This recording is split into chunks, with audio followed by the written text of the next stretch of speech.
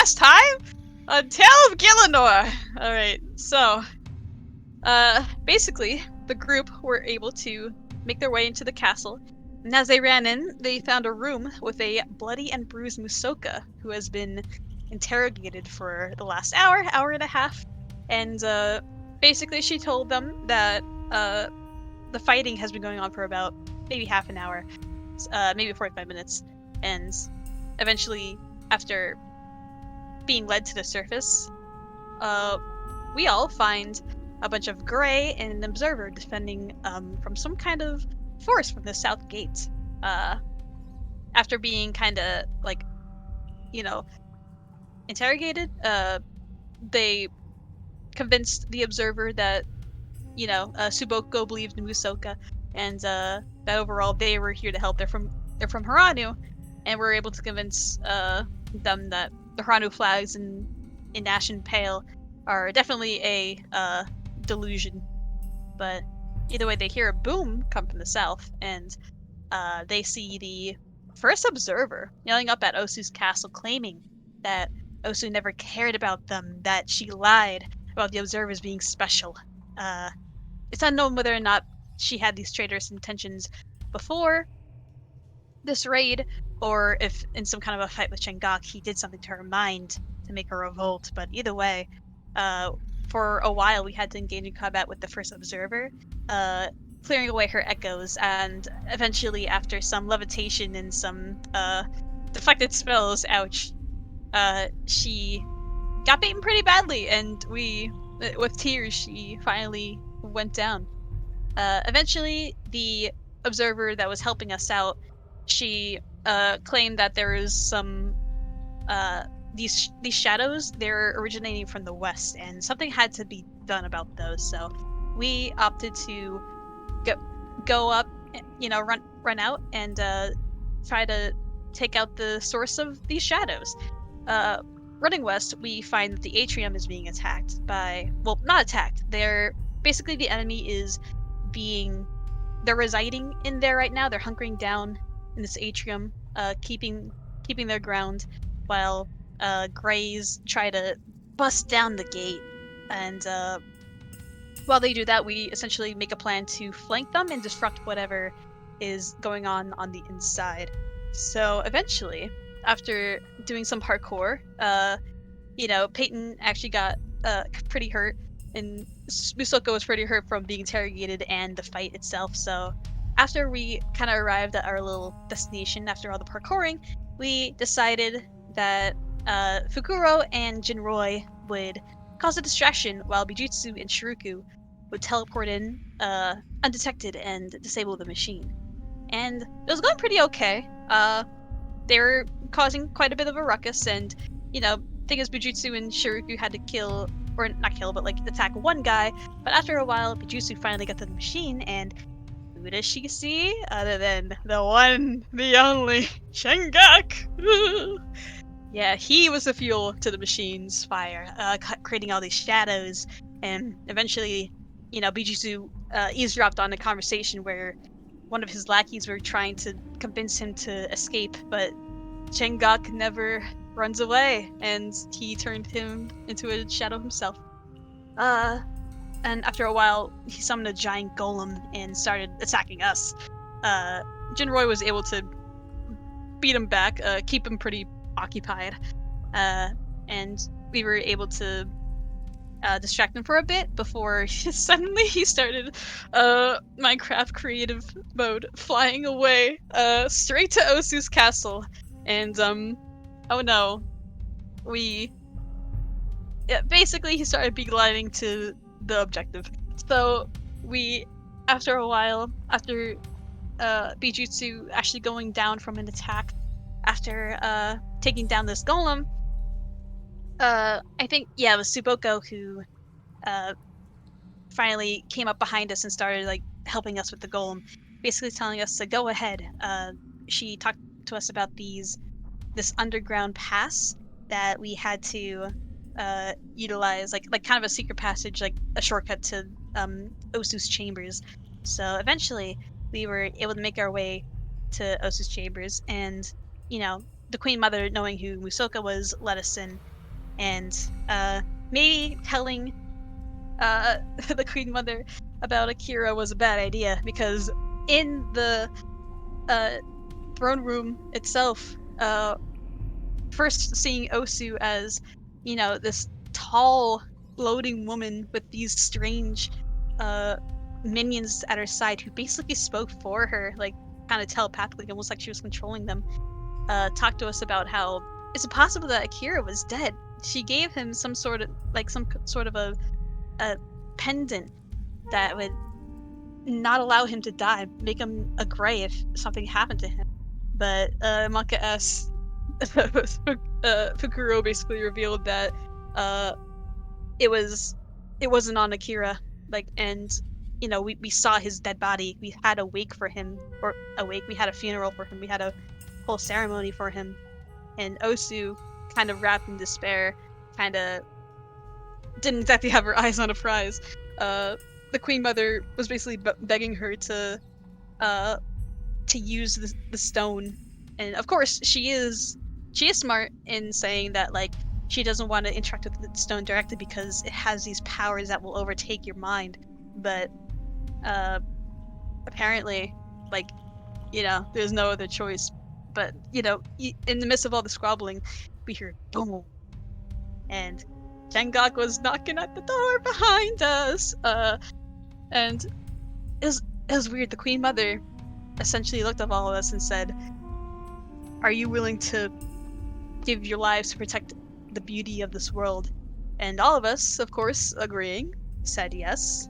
And something happened. The Queen Mother started screaming. It's like some kind of weird energy started coming out of her.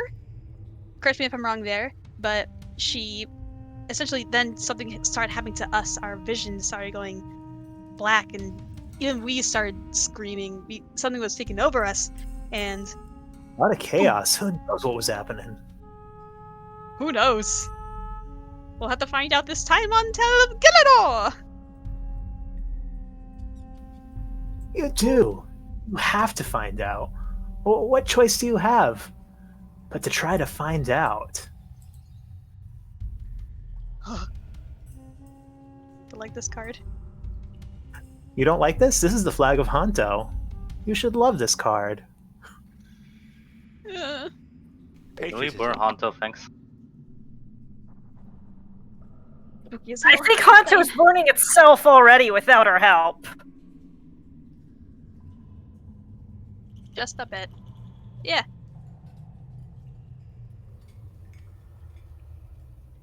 You look around. Do you see?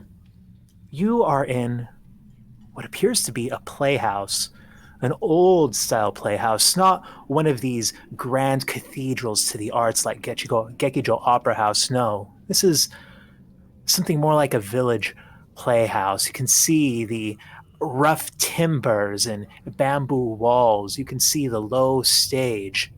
And hanging over the front of it, a curtain emblazoned with the colors of Hanto, that familiar, engaging, threatening skull, that fist before it, this symbol that's supposed to be of power, of strength, but has become a grim portent of its fall.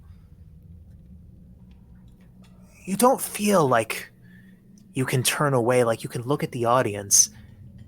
You hardly feel like you have a body at all, as if it's only your consciousness there. The first curtain lifts, and you see this elaborate bamboo slatted stage curtain painted with this mural, this stylized siren holding up what looks like a nautilus shell with these swirls of mist of clouds gathering around her. Ushering up from the waters below her this great serpent, while looking over it in the center of the background of this piece is a Tianlu, again flat, stylized with these great curling horns. You can see little baubles, jewels, gold hanging from them. From one of the horns is hanging a small, what looks like a mask, a theater mask, half of it in comedy, half of it in tragedy.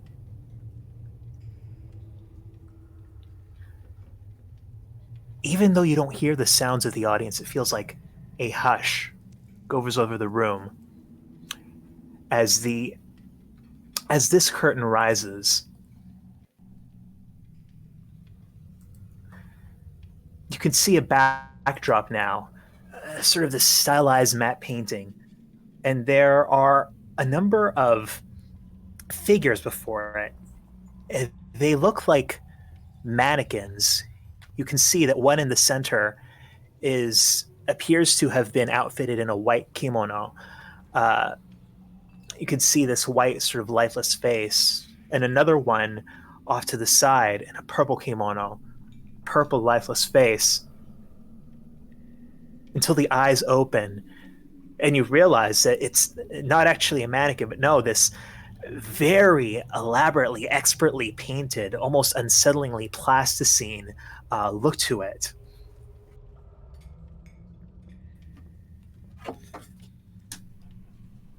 And that is when the music starts.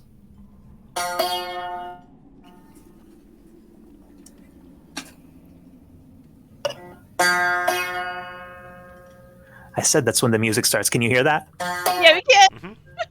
Oh, let's go. I'm muting for the.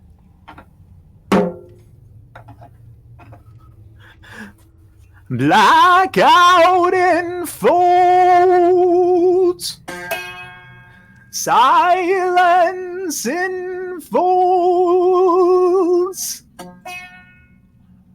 Present time is this? Death's arrival? Nay. Behold Wu Changok.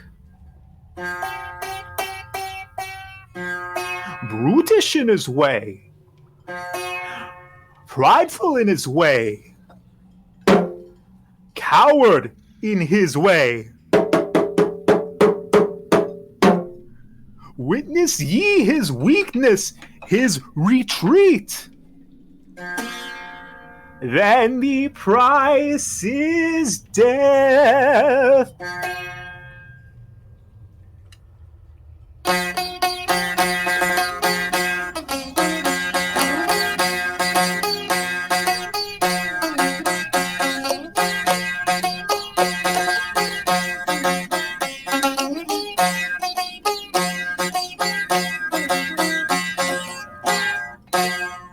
Shadows on the courts, up from the graves of Kami. Also they should crumble before a great Dhamma. Darkness in the sky. Osu is absorbed by rage. Avenge her brother. See Wu shrink. See Wu scared. In dust he runs away. Loathing, shameful, runs away. Deep within, he's weak. Stolen strength will soon tear him apart. But not on this day. To wound is not enough. To maim is not enough. Shadows are not enough. Osu has tasted hell, a demon in the courts. Any before her, friend or monster fall. Succumb to the darkness of Hanto. Yet, she is not so weak. If a crystal is to be her will, she'll make her will the crystals, and not the crystals hers. Now the crystal knows rage. The killer must suffer. Osu wounds herself. Rage excised from herself.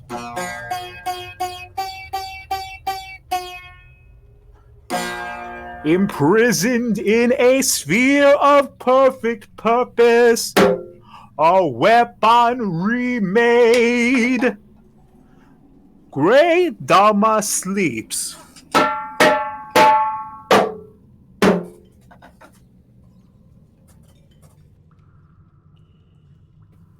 And the curtain goes back down. Does the audience applaud? Woo! Then another curtain comes down over that one, and this one is emblazoned with this elaborate sort of cursive script. It says, "The Darkness of Hanto." When this curtain raises, where in Hanto's history, ancient past, recent past, maybe even present, does the curtain open on?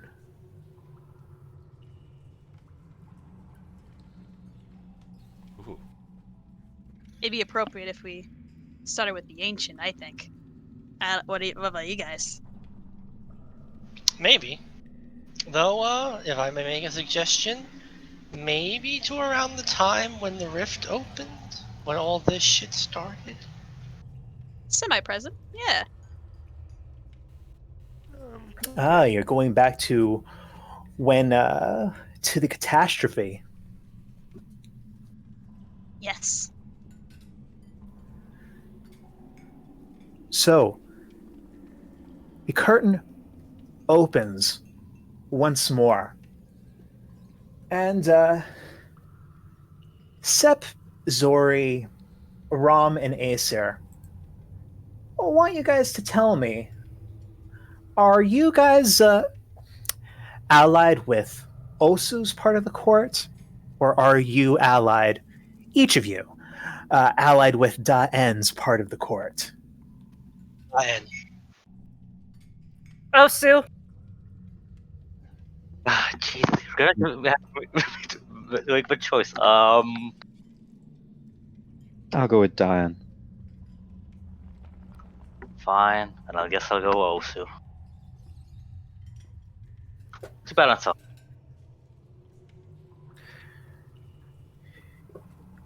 You all are standing out before this plane. Now, the skies in Hanto, they are gray and overcast, as they always are. Even though you're a good several miles away from the cinder cone, from the volcano, you still get just a hint of acridity on the air, a hint of that sulfurous vent coming up from the bowels of the earth.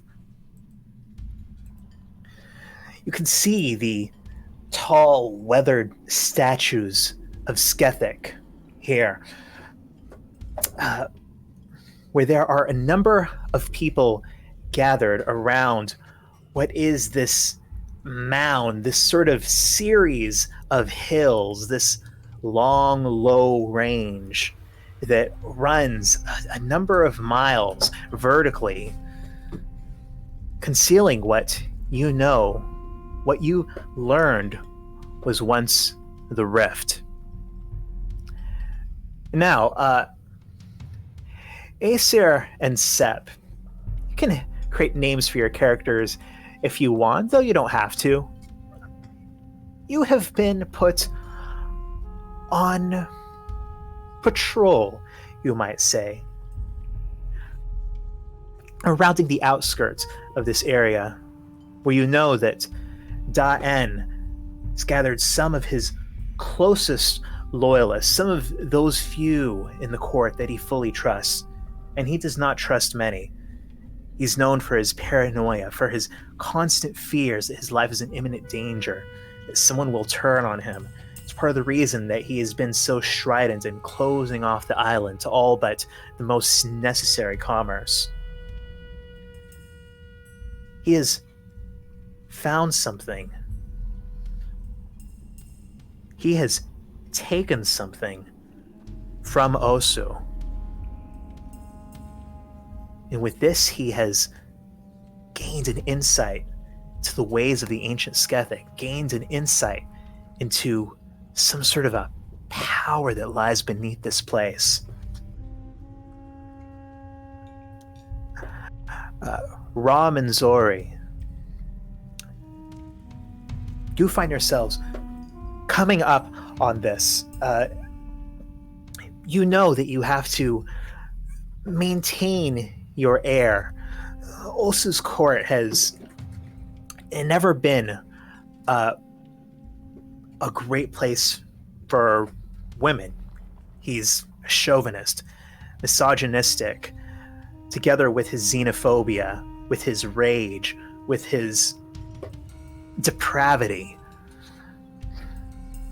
However, you've found that your pretensions of sort of demureness have helped you act as a shield as you've developed yourself into this capable force, not only a diplomatic force, not only a political force, but also a fighting force, a martial force, right under Da-En's nose. Now, as you approach to try to understand what he's doing, what he's kept so secret from the rest of the court, are you taking the subtle approach, or are you going all out with the knowledge, with the skills that you've cultivated? I think I'm going to go with the classic approach of silk hiding steel. I approach with a pretty face and a knife underneath my kimono.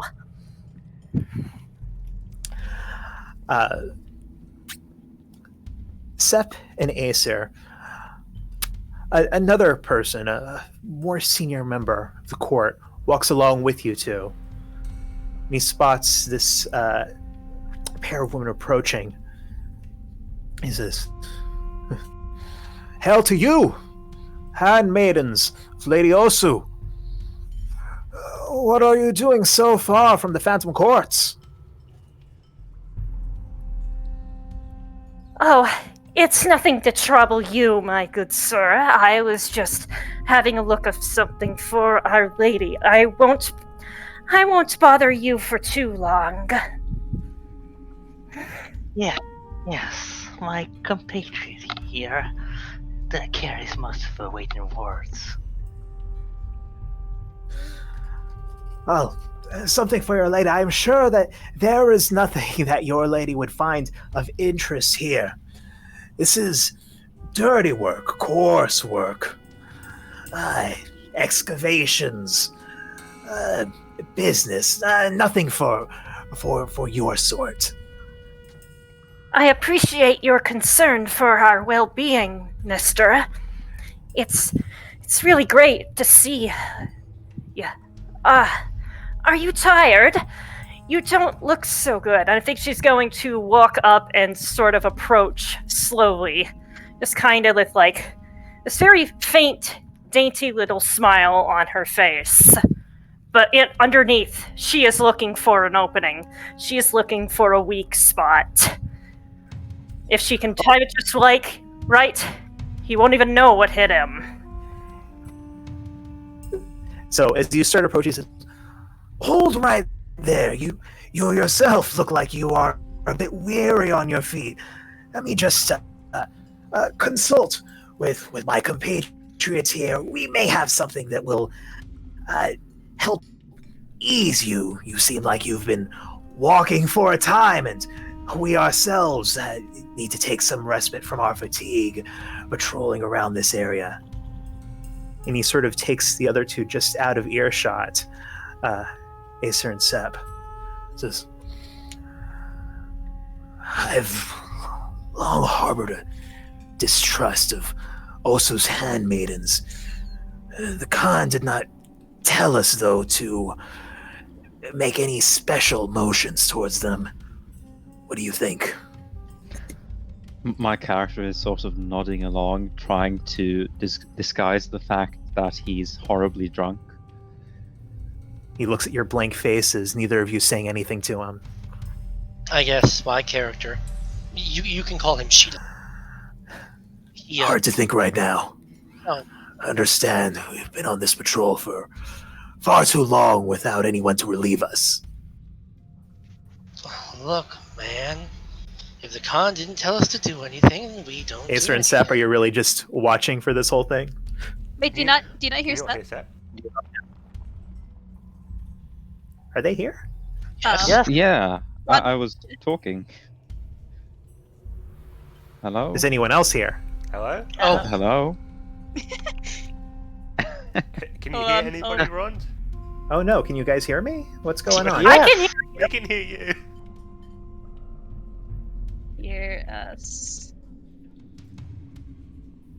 Oh dear. Oh, it seems that I cannot hear any of you. That's what's going on here.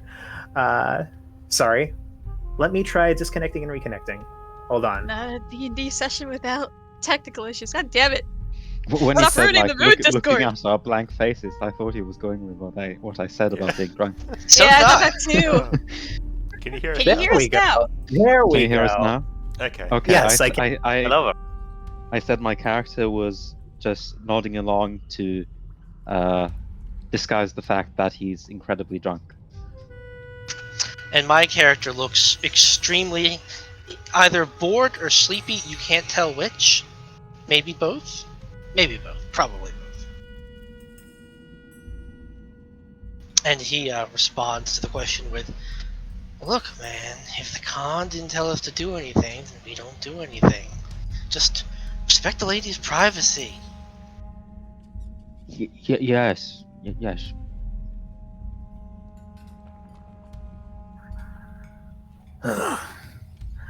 I just worry. Khan told us that he was certain Osa would not know of what he had taken, that she herself had not laid eyes on it practically since she arrived on the island, but I can't help but worry with her handmaidens here. I know, man. I know. It's a lot to think about. It's worrying, but you know what I think? What do you think? Pineapples. Pineapples? Huh? Think about it. What am I supposed to think about pineapples? Is that code? Is that Well, a drug thing? they're Is it a hard sex thing? on the outside and mushy on the inside. Okay. I think what dude is saying is these maidens may be acting, tough, but inside they're soft, or something like that. I could be mistranslating. Pineapples. Of course.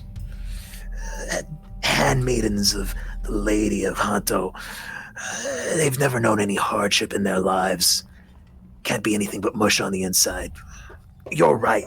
They're no threat. It's at that moment that suddenly there's just a slash of red across this guy's throat, and he hits the ground.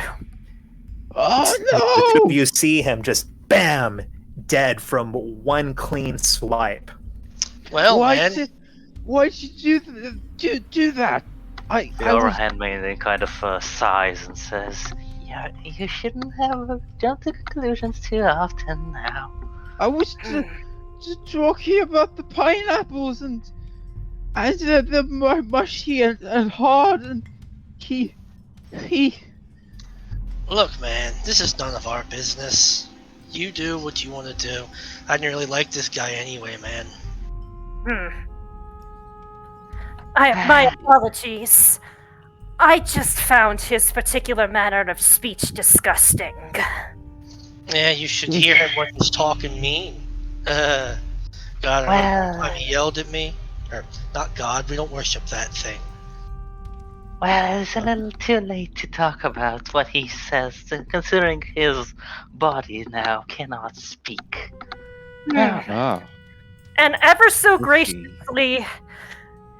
ever so graciously then, with all of the same care that you would say dust a room or dust a room or fold away sheets or dress up her face in the morning, there's nary a trace of that particular, I don't know what his positions is, left behind. Huh. Well, that wasn't so bad.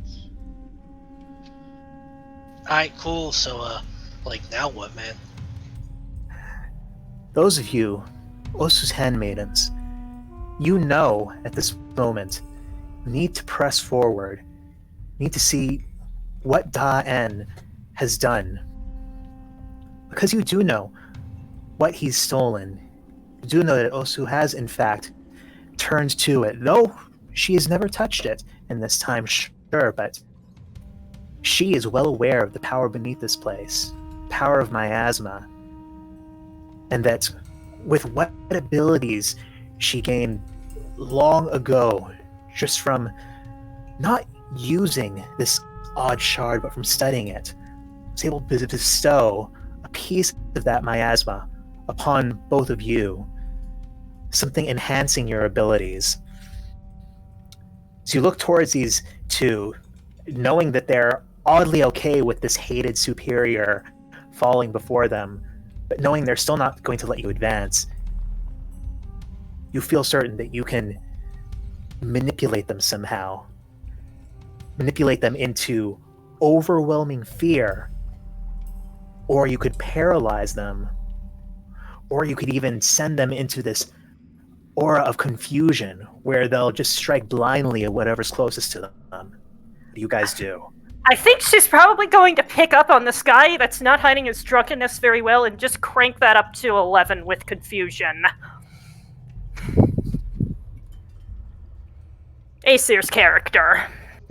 What does that look like, Aesir? Yeah. Also, the dancing p- pineapple elephants. What? Speech completely leaves him as he just sort of loses his footing and falls over, kind of half rolling along the ground. Told you shouldn't have had that last pint, bro. and this particular handmaiden would look at Sep's character, kind of give this like knowing glare off, and says, "It's best that things here stay not non-discreet, Trevor. But they don't leave the room. Otherwise, my friend here is going to have a few more sword wars towards your throat as well, if you know what I mean." Dude just shrugs. Sure. She kind of sighs and says, "Oh, that was easy." Not sure. Maybe there is some kind of a very deep-seated fear that was awoken, or maybe he really just is that apathetic. You managed to push past this last guard, this patrol, to where you see in the distance, along the edge of this mound, this sort of low range of hills, that seem to, at places, glow suddenly, be lit up, as there is suddenly this crack of grayish lightning, very occasionally here and there. Something like an altar set up. The thin figure of Da-en, with some kind of a makeshift headdress. He was always predictably petty, predictably mean. But ever since he took that meeting, you're not sure why, but ever since he took that meeting with the guru, Asayen, something has changed. It wasn't until then that he showed any interest in Osu's hidden shard. You rush up towards this group, having this sudden sensation of dread, knowing something's about to happen, which is when the mountain begins to collapse. The land begins to fall in on itself. This overwhelming flash of gray light, somehow even pale as it is, it overwhelms your senses, not so much with the brightness of it, no, but with the sheer force. You both suddenly see yourselves outside of your bodies, see yourselves obliterated. You feel like you see other alternatives of yourselves in different places. You see yourself being pulled down by some kind of a tentacle, no longer able to breathe. You see yourself standing in the phantom courts, greater awareness upon you as these animate shadows jump from the walls towards you, unable to defend yourselves. And then you see no more as you are obliterated, as this wave of death spreads out from the now collapsed mountain.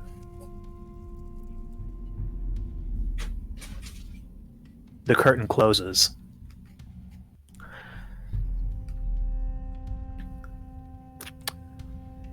This one, again, has elaborate text on it. It says, Act the Last. So it rises up one more time.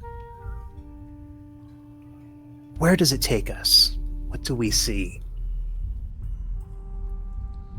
The options are now ancient and, you said future? I mean, those aren't. Those are more. That's my range. Any time in Hanto's past, present. So I want to ask where in there?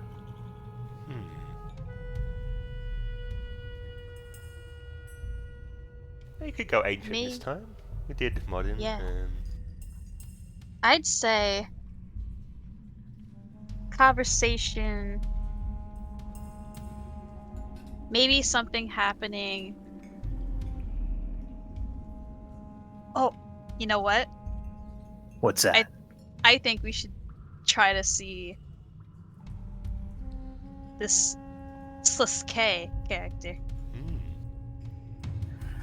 I All think we should right. see if he had a conversation with his fellow skeptic, or something happened there.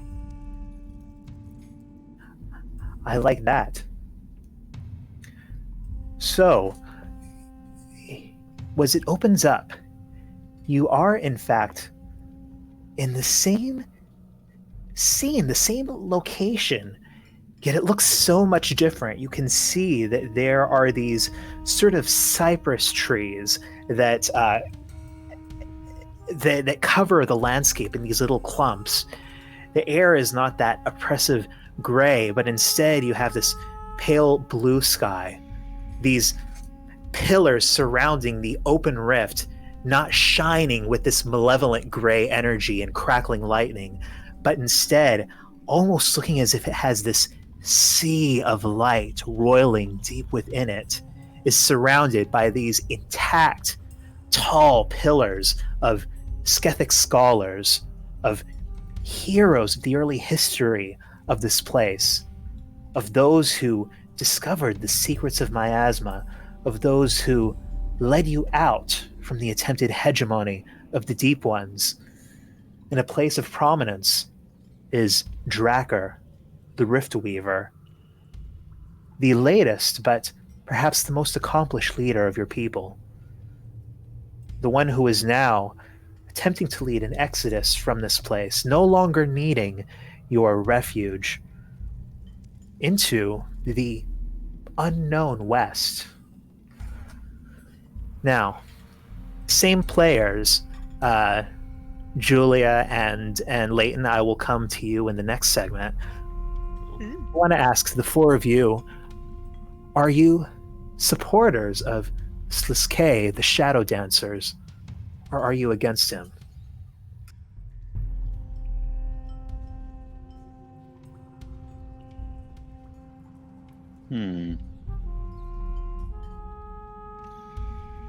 I'll go for against.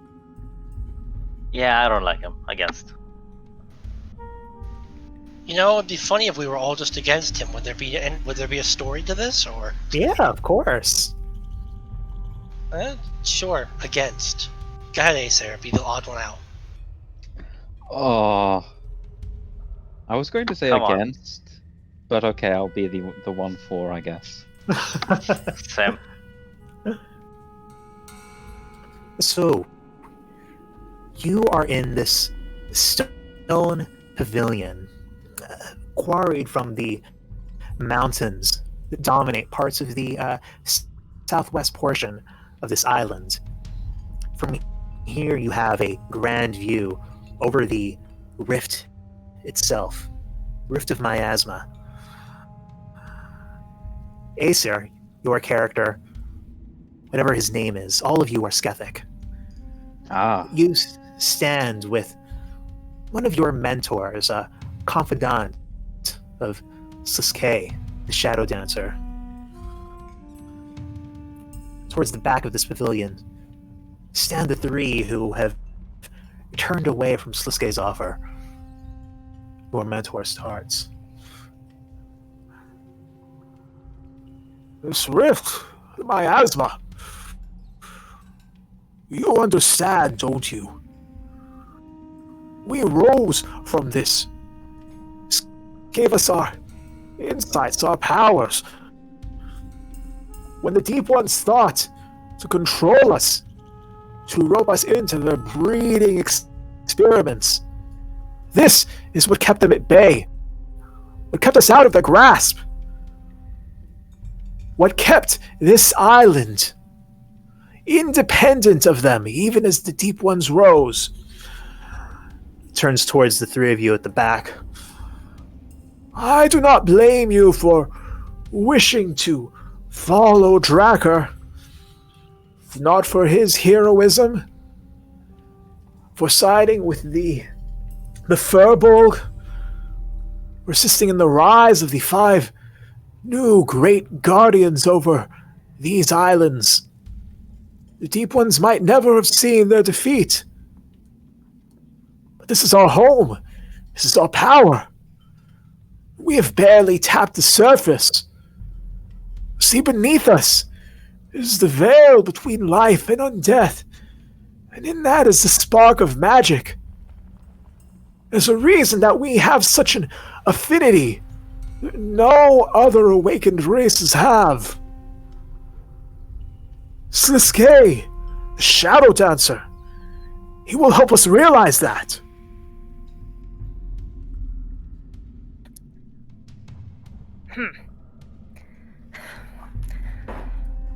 There's potential, yes.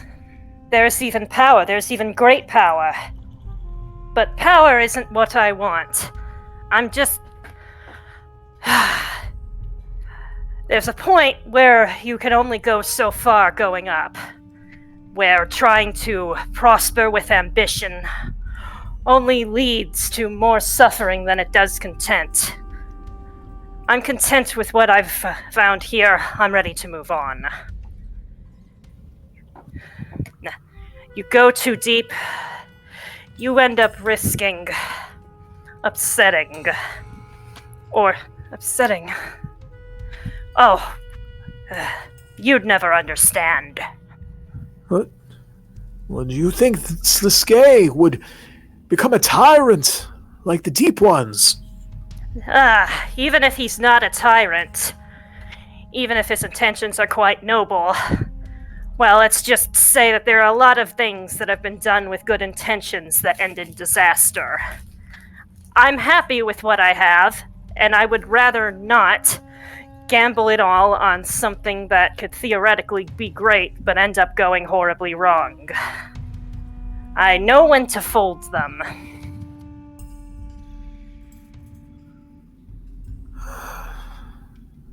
There is something else.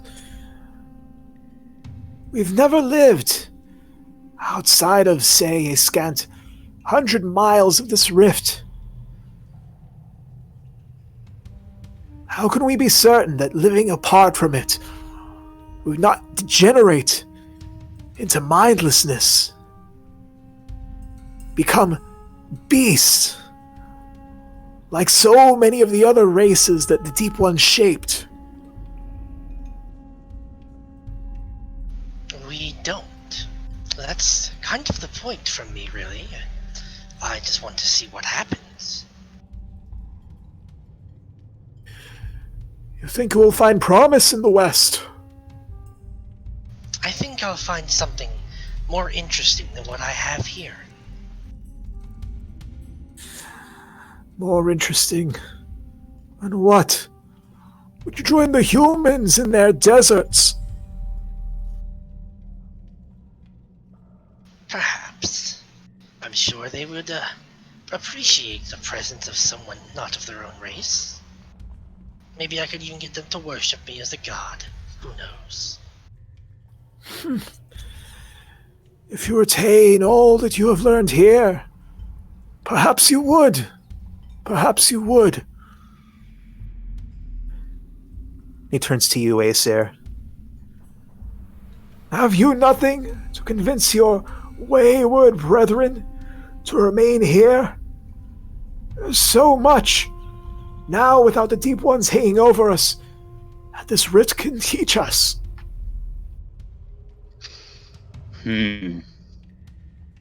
I once too was impulsive or arrogant or wished to see new things. But I have come to understand the stability, the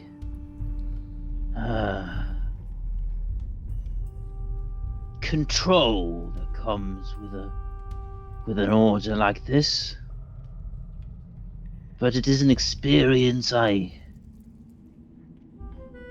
do not know how to teach. I say if these are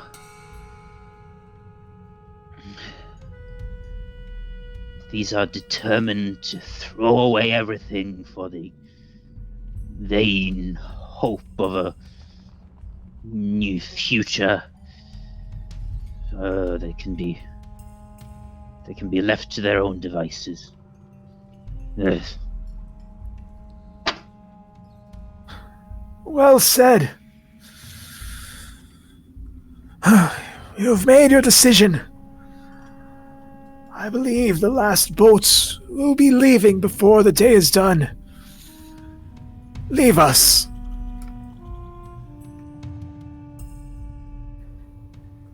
Gladly. And as these three Skethic leave them, overlooking that sea below, where you for a brief second see something dark sort of materialize and then dissipate again into nothing.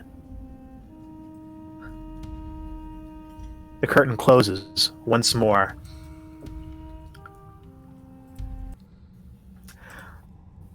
Musoka and Shiruku, you suddenly kind of become aware of each other, sitting only a couple of seats away in this audience. You can't see anyone else in this audience, yet it doesn't feel empty.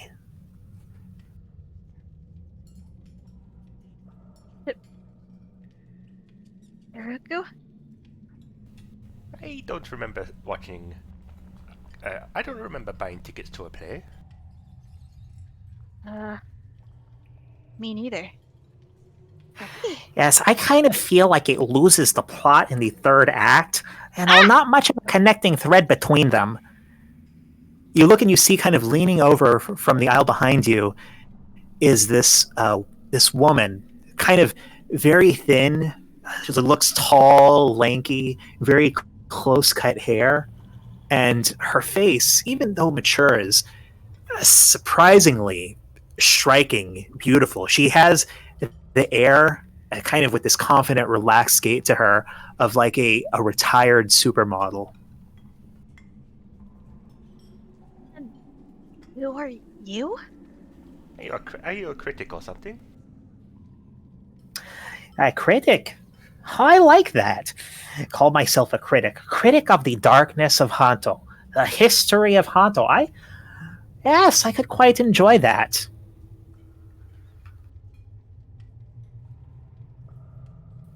Oh, I'm sorry. She extends out her hand in the Western fashion. I, I never properly introduced myself to you. I am Osu Haranu. Osu. Uh, It is interesting to I hear shake her hand. you're using your own voice now. I didn't recognize you. Or at least an aspect of Osu. Uh, Big shocker, this place isn't 100% real. It's, you might call it a dream space. I'm sure you would know about that, Musoka. Right. I look around. Does it feel like a dream?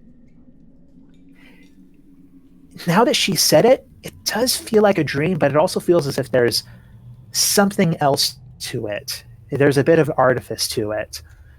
But it definitely doesn't feel like you're in the waking material world. You said you're a aspect of Osu. What do you mean by that? I've I've done a lot over my life. I've yeah, tapped into things, and I've had other things thrust upon me. So you might say I am multitudes. No, I don't like that. That sounds far too sinister. Well, maybe I am sinister. I don't know. Well, it is a reasonable aesthetic to have. You aren't the most sinister person I've ever met, I don't think. You have that going for you at least. You certainly look different from when we first saw you. Yes, yes.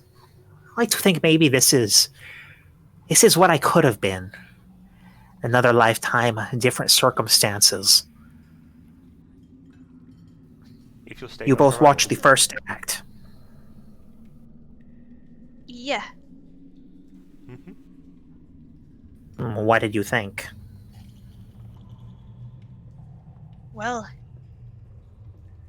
we're watching Hanto's history before our eyes, I suppose. Is this you making these illusions? I. It's. Well, they certainly wouldn't be happening without me. Yeah. Not to sound overly conceited, but there's also the matter of the island itself, of the energy over this place. You understand, there is a darkness on Hanto. Of course, and seems like the seems like Da-En found it. In the rift? He found that, yes. And that is maybe it is even the greater part of the darkness of Hanto. There's another part of the darkness of Hanto that is mine. The darkness in me.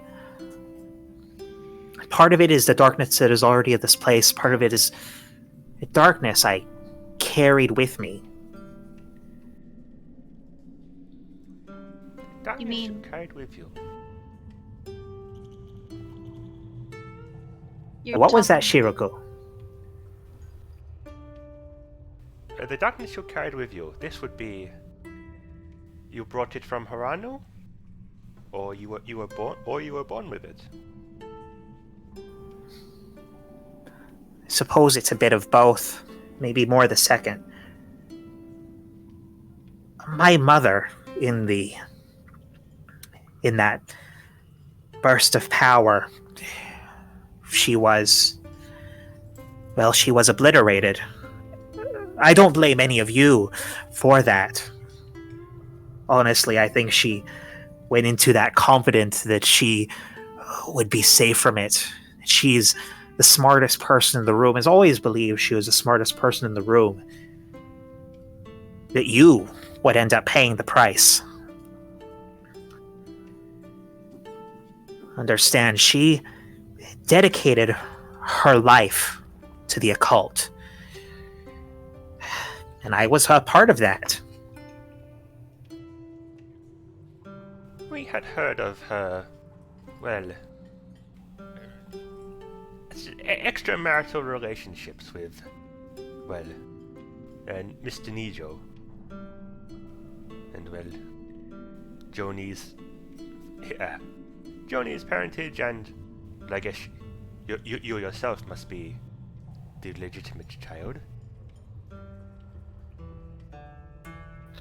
Well, I know about Joni, and she has so much strength within her. I wish she could have carried the Harano bloodline. She would be so much better at this than my father or my brother or even me. I don't know what Rentaro truly did or did not do. The last occultist existed for so long, even by the time I left Harano, as a piece of propaganda. It's difficult to sift out the truth from the lies.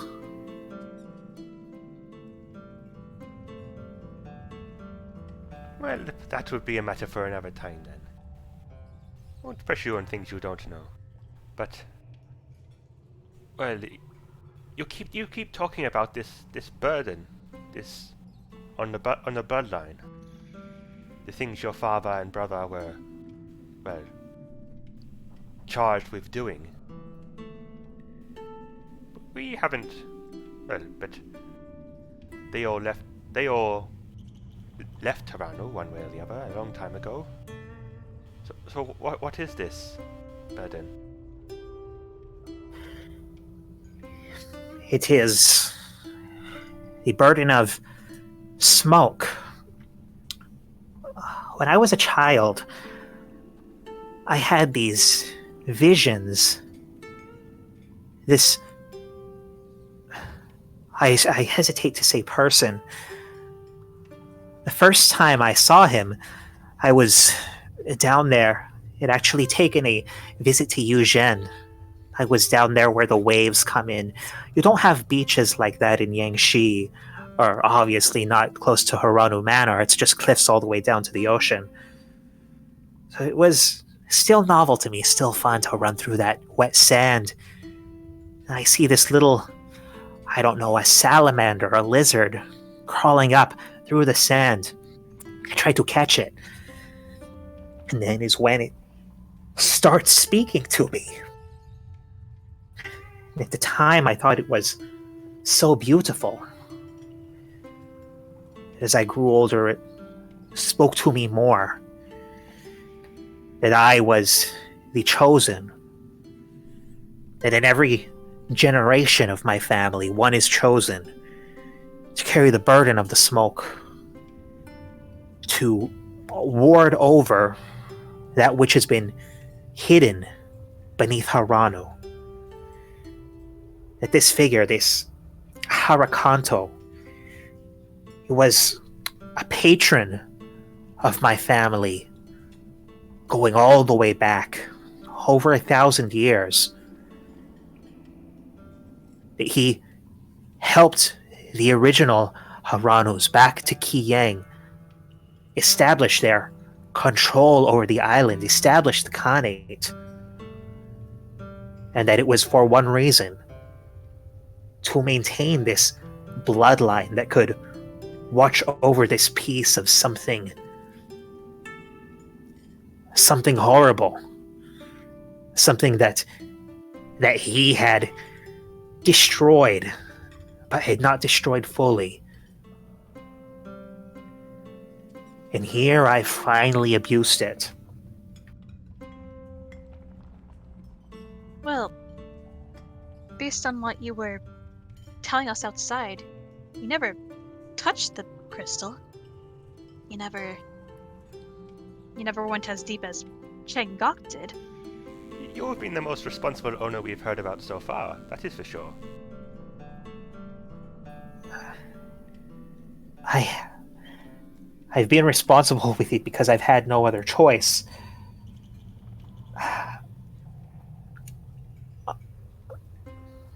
You heard what my mother said before she handed over the shard, didn't you? Which part of the... she said quite a number of things. She said that I was born for this. Ah, yes. And that you're... Well... You had sisters who didn't make it through birth. This is true. So, she knew of this curse of smoke that you would be burdened with? Ow. She adopted the occult long before she ever met Rentaro, long before she even met my father. She was pregnant with triplets for a long time, for over a year. I was the only one who survived the birth. And when I turned 18, she told me just how special I was, how beautiful I was, and that I had become so beautiful and so talented because I had consumed the souls of my sister in the womb. That if she had followed her initial course, they would have sated her own power. But she said that she loved me so much, that she saw so much potential, that it was given to me. And that in me was the marriage of the gift of smoke on the Haranu bloodline and her own ambitions and bloodline as an occultist. Understand, I was born through murder. I was born a monster.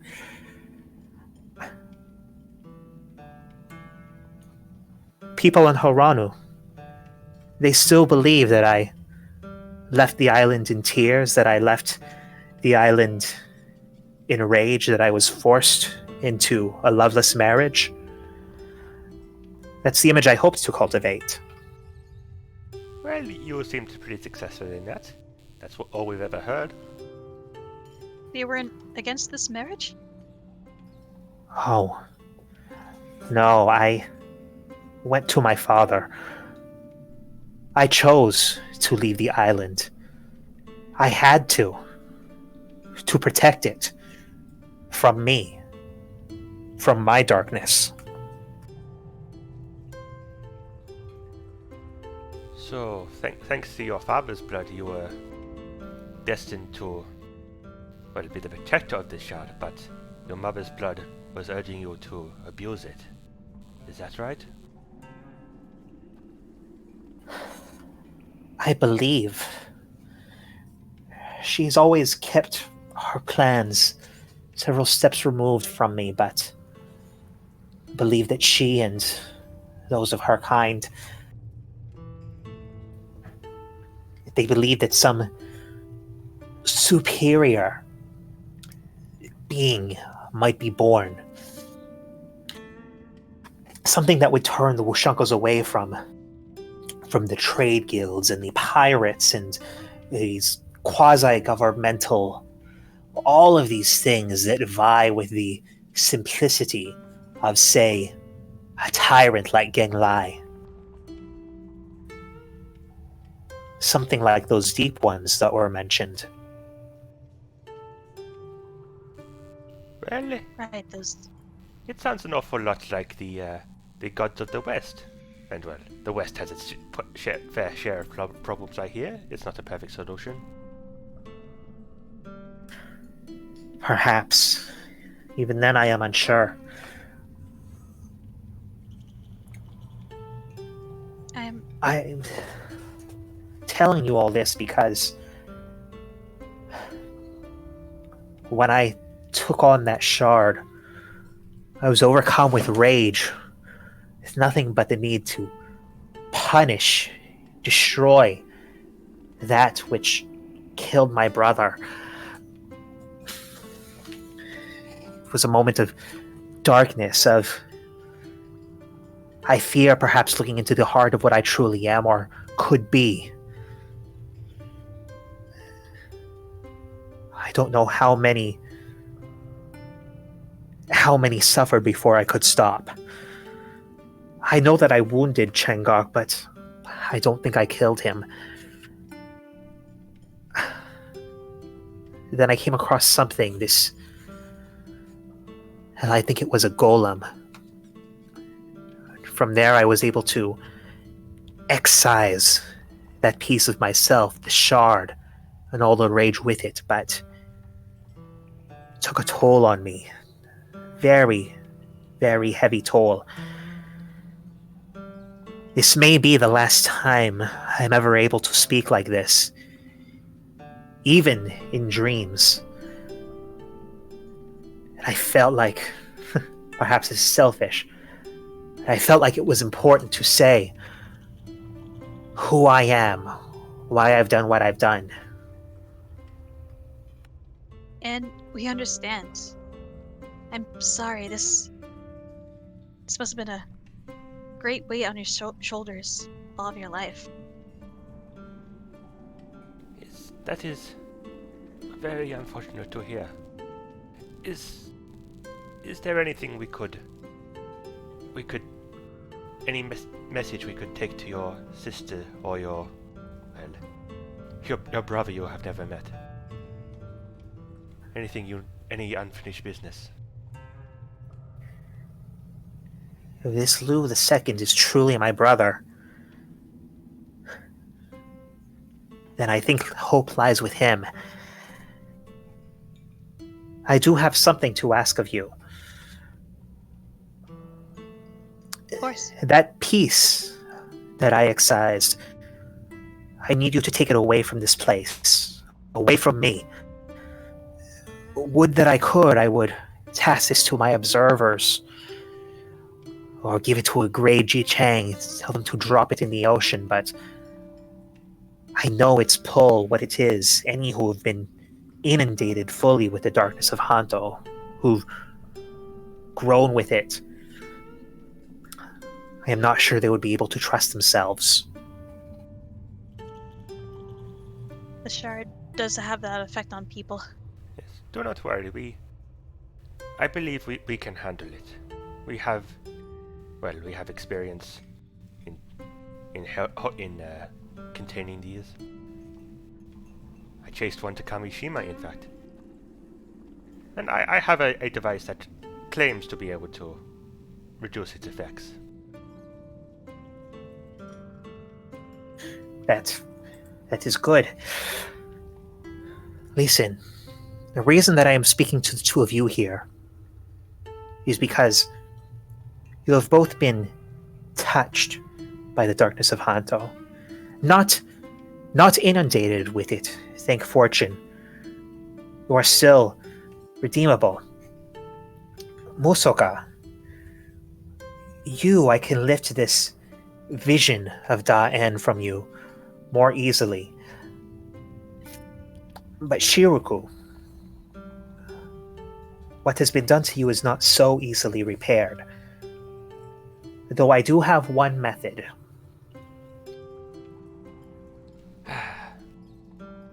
Well, let us hear it and see what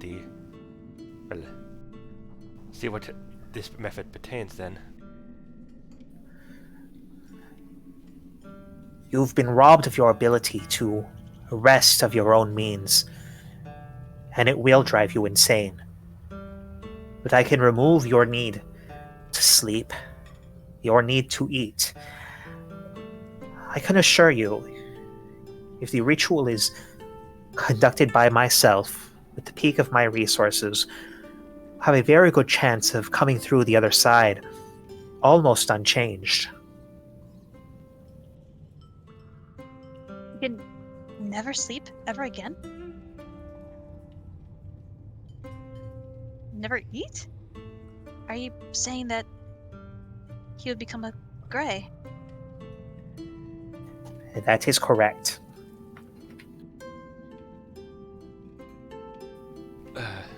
This is just my offer to you, but I am not going to impel this choice on you if you do not wish to take it.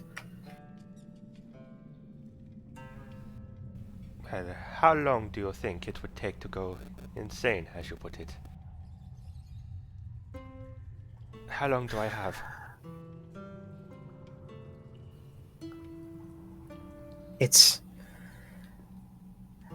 I suppose it depends on your own fortitude of body and of will.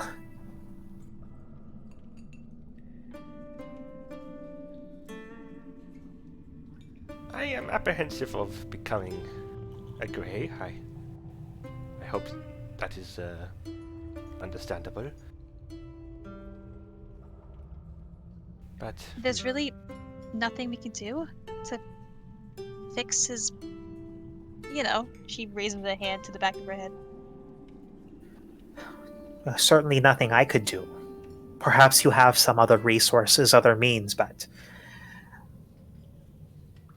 this is what I have to help you.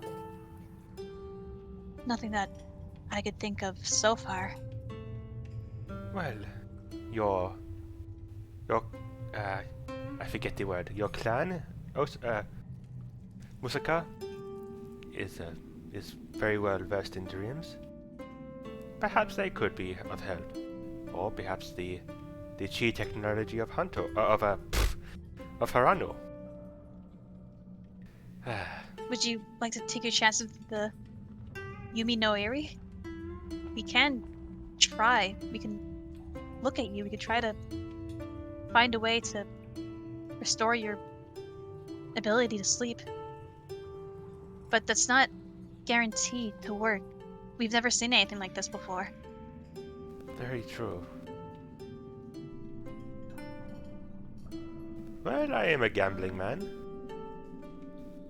And I don't know how I'd feel if both my characters were grey. I don't know. I feel like I want to try something different. I'm holding out hope. Well, that's what I think I said this before, yesterday, I believe. That I think something can be done with the magics of the bush and coals. Maybe. I just don't think being a grey. Well, I am not prepared to take that step. I admire your hope, Shiroku. I know I've asked a lot of you, and Hanto has not been the most hospitable. It never is. It certainly was not to me. But I thank you for what you've done. If you hadn't intervened, I feel certain that I would be dead right now, and Changok would be stronger, not weaker. Let us hope that he is too weak to attempt an attack of this scale again. Well, it's before to us to figure out what to do next. Don't worry, Harano is ready to keep facing him. And well, oh, do you want to go? I just want to say, and Osu, this might be the last time you speak like this, but just know that, well, if someone could be corrupted by this shard, it's possible that it could be reversed. We can always... All I'm saying is we're gonna try our best to try to help you outside of the dream. She sort of holds the side of her face, Musaka, and says, I believe you.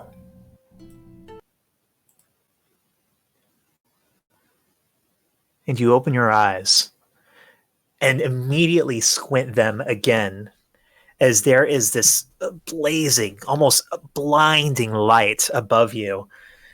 As they slowly adjust, you can see that you're kind of resting on this rough cot.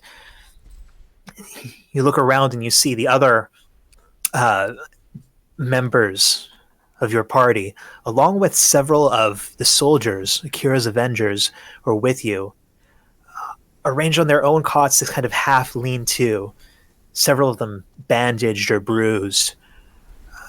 You look up and you see that you are actually outside in one of the courtyards of the Phantom Courts. Not one that you recognize, but there are several of these tall braziers that have been set up. You can smell that sort of burning charcoal as they are kind of blazing this light. You see that they have these silver reflectors around them, completely engulfing the this courtyard in like a noon in the middle of summer in the high desert kind of blazing light, unlike you've experienced on Hanto thus far. Slowly, the rest of your party kind of start to rouse. Maybe some of you have been up, all around the same hour. Mind if I... Oh, sorry.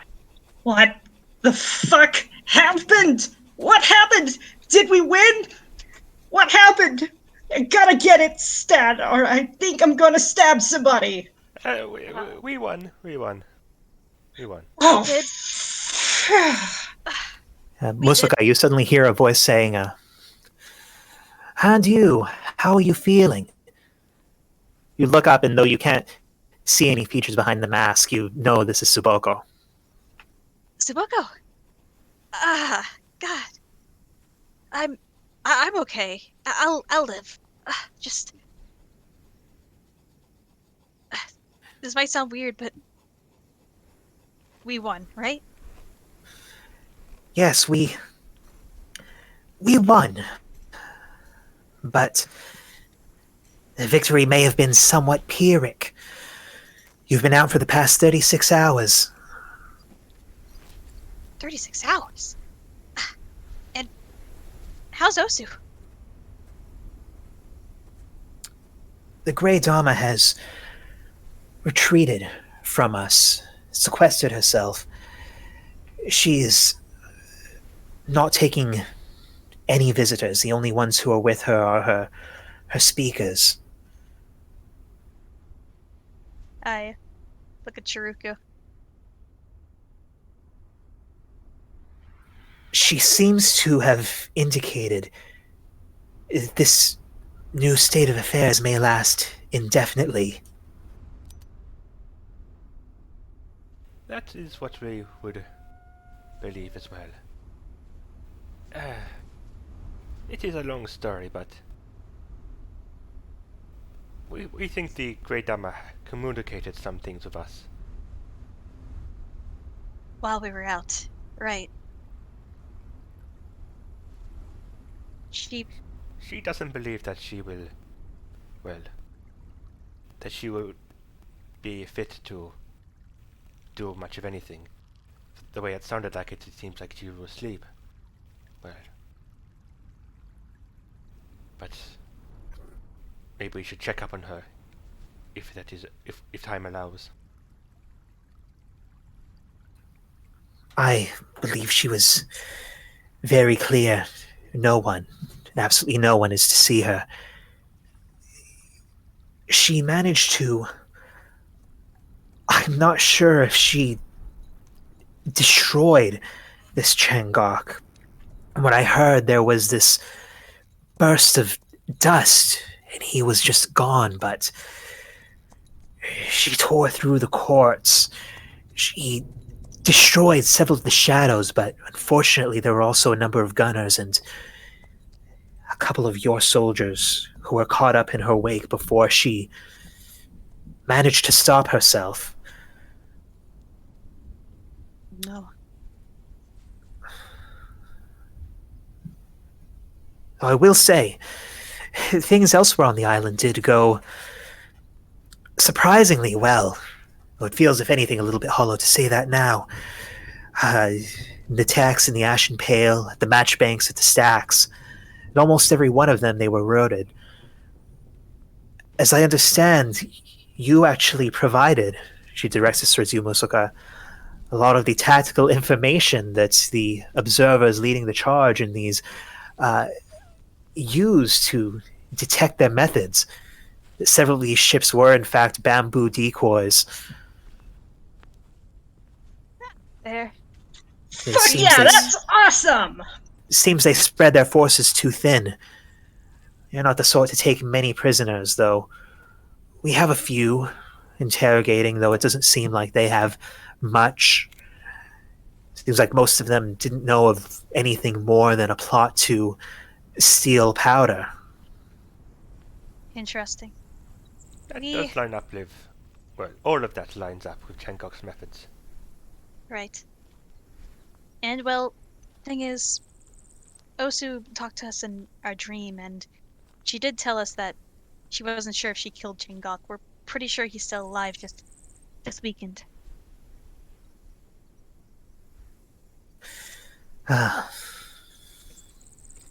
Well, at any rate, I somehow feel fairly confident he will not be returning to Hanto anytime soon. When he was weakened or destroyed or left, whatever happened, his shadows sort of went amok. But now they've retreated into the dark places of the Phantom Courts, and there are many dark places, yet as long as we stay in the light, and she looks up towards those braziers, we're safe from them. And we hope to eventually chip down at their numbers. There are so many. I'm not sure if we'll ever be able to fully excise them from this place, but at least we know how to ward against them. Right. I'm sorry this is a burden you all have to take on now. Just another thing, Suboko. Yes. When we talked to Osu, we didn't talk to the Great Dama. We talked to Osu. By that I mean she wasn't. She was a portion of her that wasn't essentially wasn't consumed by the crystal. And well, are there any other observers in this room looking around? No one else, right? Just her. You see a few at the edge of the courtyard, but not within earshot. Right. Osu told us that we need to take that crystal away from her. Even she fears that it's going to, now that she's come in contact with it, it's going to overtake her. And the only way that she could be free from it is if it's separated from her. Is that what it is? Look, she did, as I understood, left something for you before she sequestered herself. Something that she created as she ended her rampage. She turns away from you, where you see there's, some assembled apparatus in this kind of makeshift sickbay. She produces this kind of round shape in coarse cloth. She uncovers it, and you see this perfectly smooth ball, this orb that's about the size of a volleyball, of this mottled brown marble, but it has this band of what looks like interwoven black and white that kind of spirals around the center of it. What is this? This is for you. I can't say exactly what it is. Oh. Well, Can I roll insight on it? Sure. Or just trying to figure out, is there a stone in there? Is there a shard I in mean, there? even though that's kind of a low roll, it's pretty easy to put together. Yeah, this must be where that shard is now. Okay. well, if it is a gift, And bowl, looking at it more closely, it kind of looks like the same material that golem was made of. Ah. Oh, interesting. Oh, this is it. I look at Tsuboko. Right? As I said, I can't say. Listen, there are others for me to attend to. Probably best regroup with your compatriots. You will face no more hostility here. It's known now that, well, the information you gave was correct, right? Actually, while your fob is recovering, if she recovers, I'm sort of acting in an interim capacity along with a couple of others as a first observer. So I suddenly find myself with far more duties. Well, I'll let all of you recover. Thank you. And Thank you. may I say it's well deserved. She gives kind of a half bow and leaves. You guys are on your own. Uh, all of you can remember seeing this vision of this play, but she only spoke to Musoka and Shiruku. Yeah, I think we would fill everyone in on exactly how that conversation with Osu went. Mm-hmm. Yeah. What the fuck? I'd say I don't get paid enough for this, but this is literally the highest paying option I have. Well, money is not everything. And it looks like, well, we did achieve what we set out to do. Shenkok does not have the shard. Hmm. We do. We do. Yes. We don't know where the fuck he went, though, if he's even still around, and quite honestly, the pessimistic part of me is saying that he just sort of cut ship and still sulking in a corner somewhere. Cause no, him dying would just be way too easy. Of course, it's never easy. No, he's licking his wounds right now. I'm not concerned about Shangok at the moment, though. It's this. He looks at the container for the shard. What do we do with it? Well, I assume we bring it back to Haranu, correct? We gotta put it, where. What good would that do? We already know that Shangok can access it somehow. But he didn't know where it was, remember? He tried to get in, but he didn't. Well, he was stopped because he was lost, right? So we have reason to believe. It's also possible that he got in, realized the shard wasn't there, and left. It's probably option 2. This is the kind of thing where it probably pays to imagine the literal worst case scenario. And like,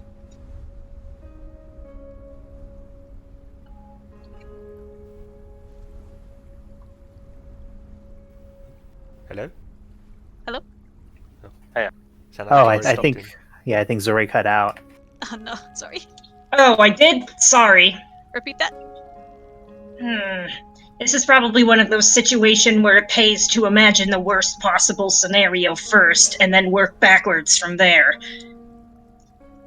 Because I sort of get the feeling that the kind of people that are after something like that are the sort of people that aren't necessarily deterred too damn easily, like we just saw. They would dredge the entire damn ocean. They would climb up the mountains. They would go to some kind of a fucking death trap set in a volcano to get it. This is not gonna be something that we can just throw in some remote place and call it a day. Yes, I doubt throwing it in the ocean would even do. Well, Shangok got his first shard from the ocean, as far as we know.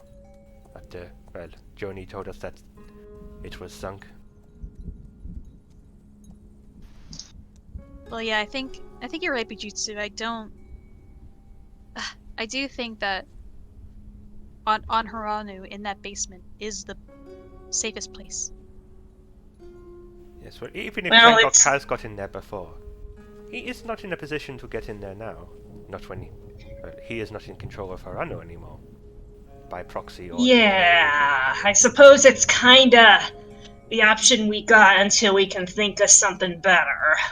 Well, The only issue is there's that an obvious better option, but I don't think we can do that right now. Do you think we What's should do that? it through the coma though? No, well, we could do that too.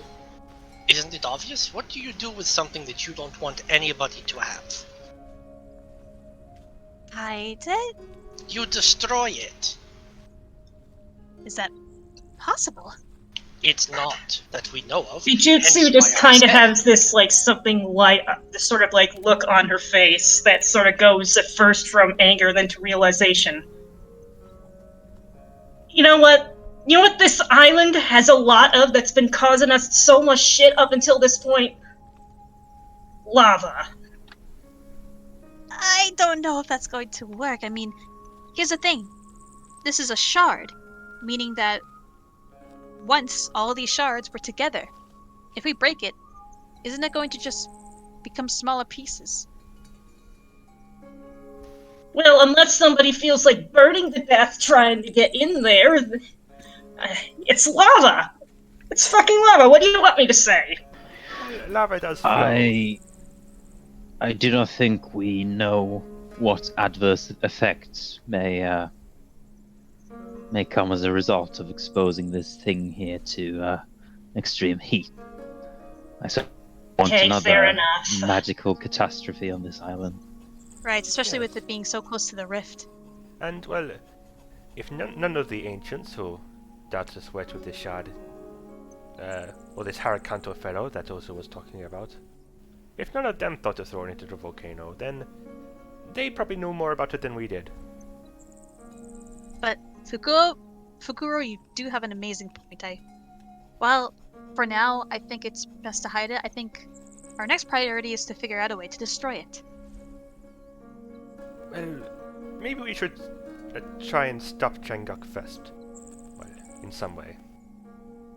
Well, if he's trying to gather all of these shards, if we destroy one, don't we stop him by default? Yes, Well, the but way- there is also he is more. He does more than collect shards. He also does significant damage in the I suppose you'd say the mortal sphere. He is a mundane threat as well as a magic one.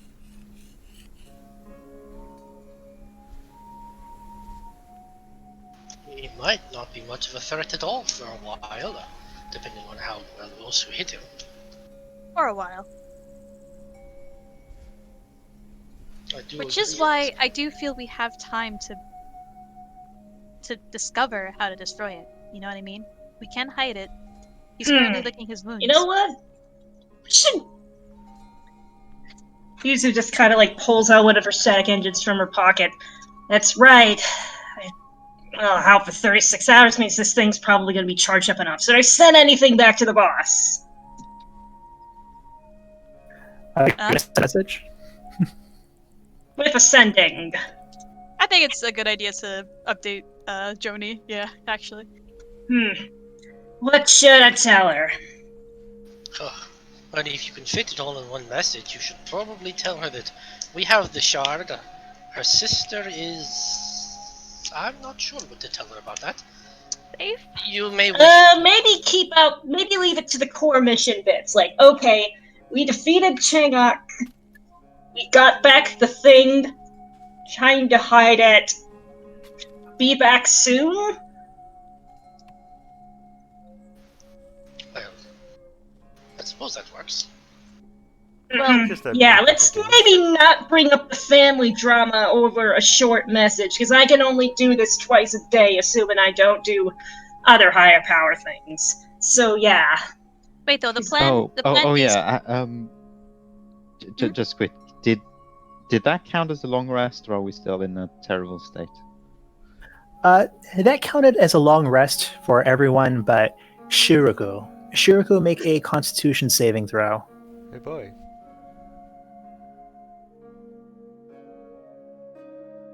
I've lost Constitution. Oh, there it is. nice.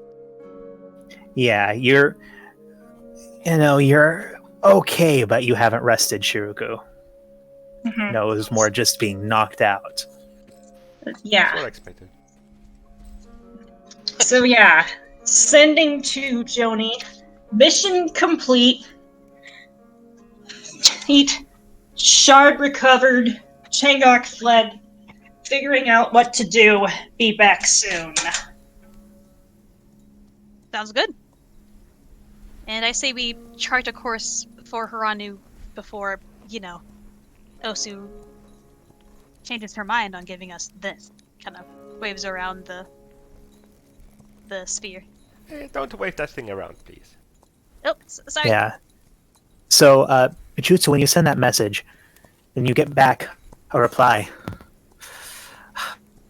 Wonderful news. Still, nothing on Sakane. Fearing the worst. We've also managed to interrogate Lu's Hua bodyguard. Some very interesting developments. Huh. She would probably relay this one back to the party. Sakane. That's not good. Yeah. Feel sorry for him. Well, he Although- was doing his job. He's a spy. Who knows? Maybe he's just laying low because something happened. He might be alright.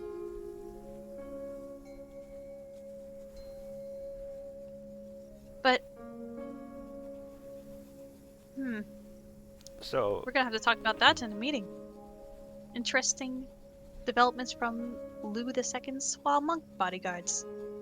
should we attempt to get back to Horano? As quickly as Yes. possible? Yes, definitely. Yeah. I'd like to forget about this island as soon as I can, if I'm being perfectly honest with this one. Yes, and by the way, do we know where the hell the rest of our crew is? Yeah, I forgot her name. Mayaka? Mizuki. Mizuki. Yeah, actually, several of them are right here. You did learn that a couple of them were caught up in sort of Osu's rampage, but it seems like most of them have made it out the other side, have healed up. Is Hashiba still here? Sure. Cool. Hell yeah.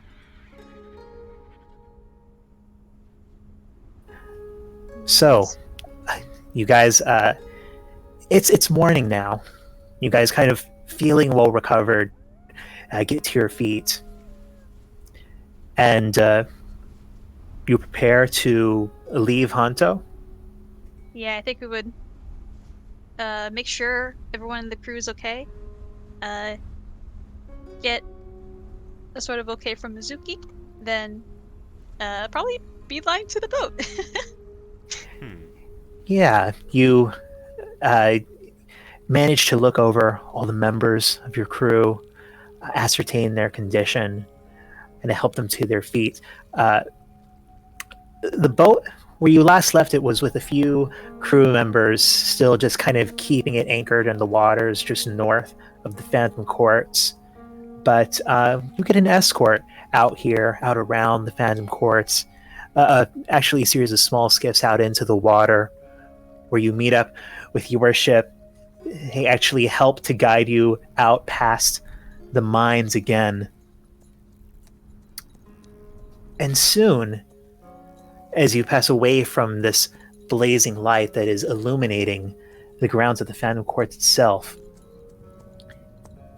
feel once more the gentle sway of the ocean under your feet, hear the creak of the boards on Setya's Courage, as Bijutsu leans over the large, sort of static engine apparatus that begins to glow blue as it picks up with its speed.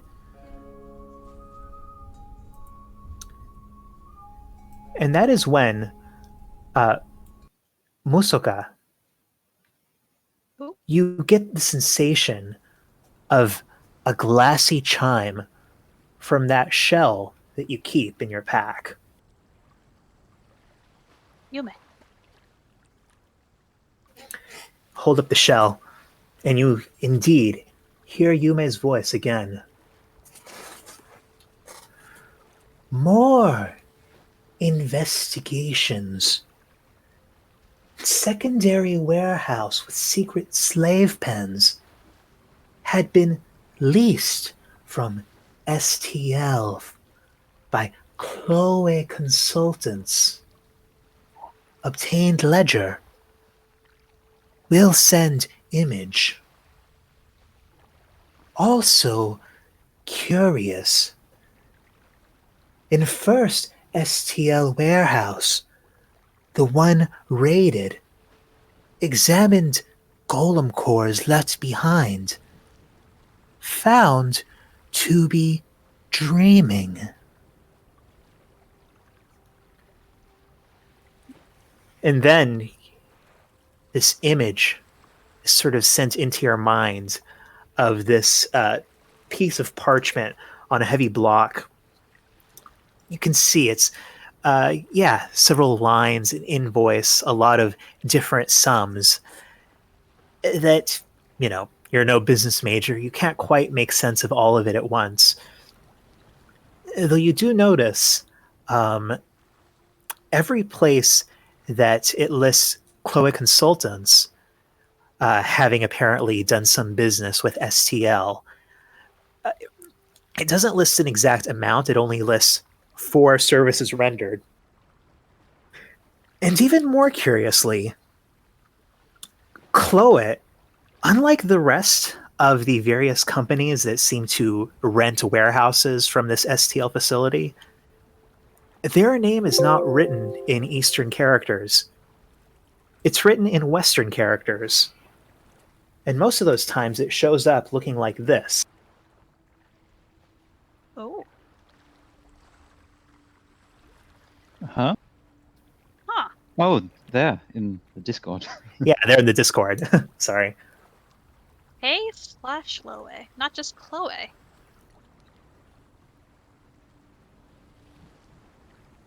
Wow, it's some sort of Silicon Valley startup thing with a So, Musaka, do you pretentious send a name. reply to Yume, or do you just take her message?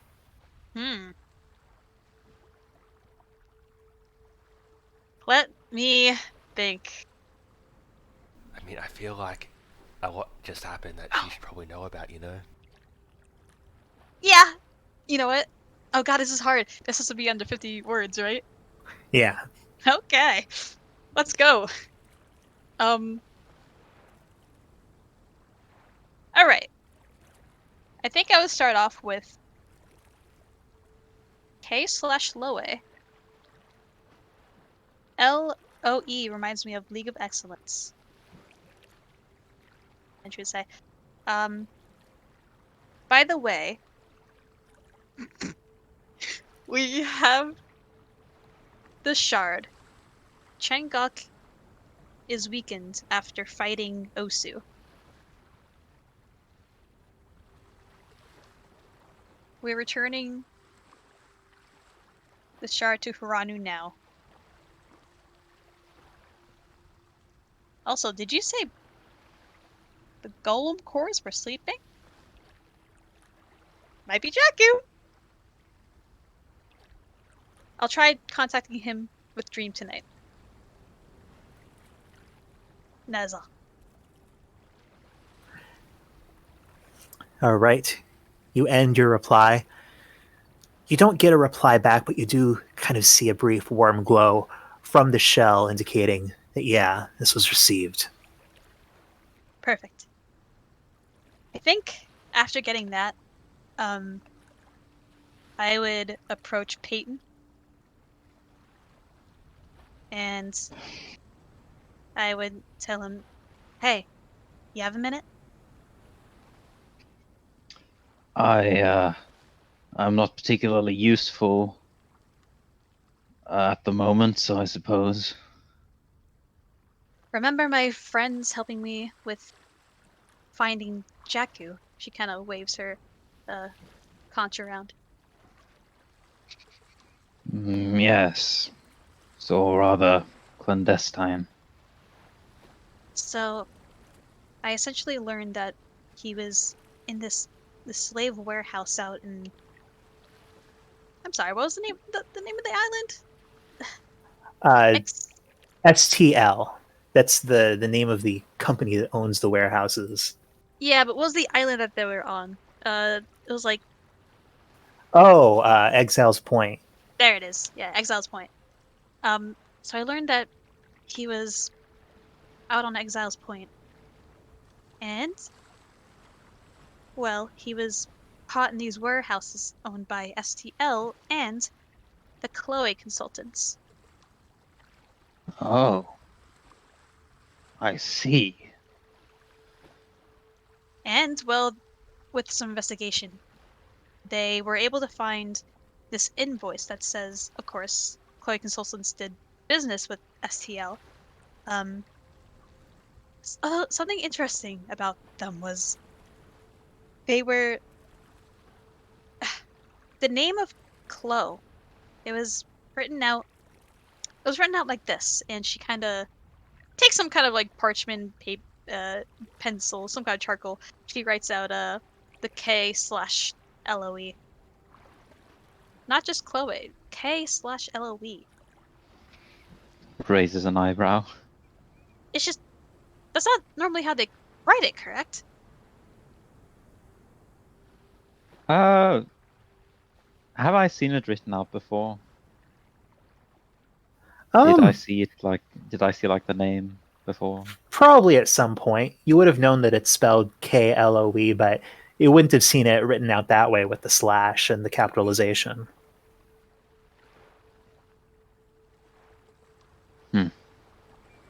I didn't see it like that last time.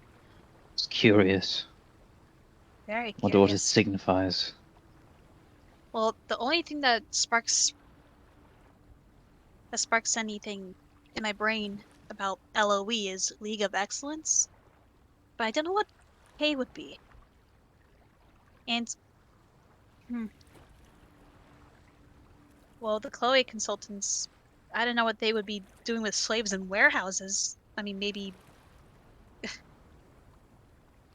performing experiments, the same way that Wizards Guild was. What wasn't the wizard? That never mind. Nope. It's okay.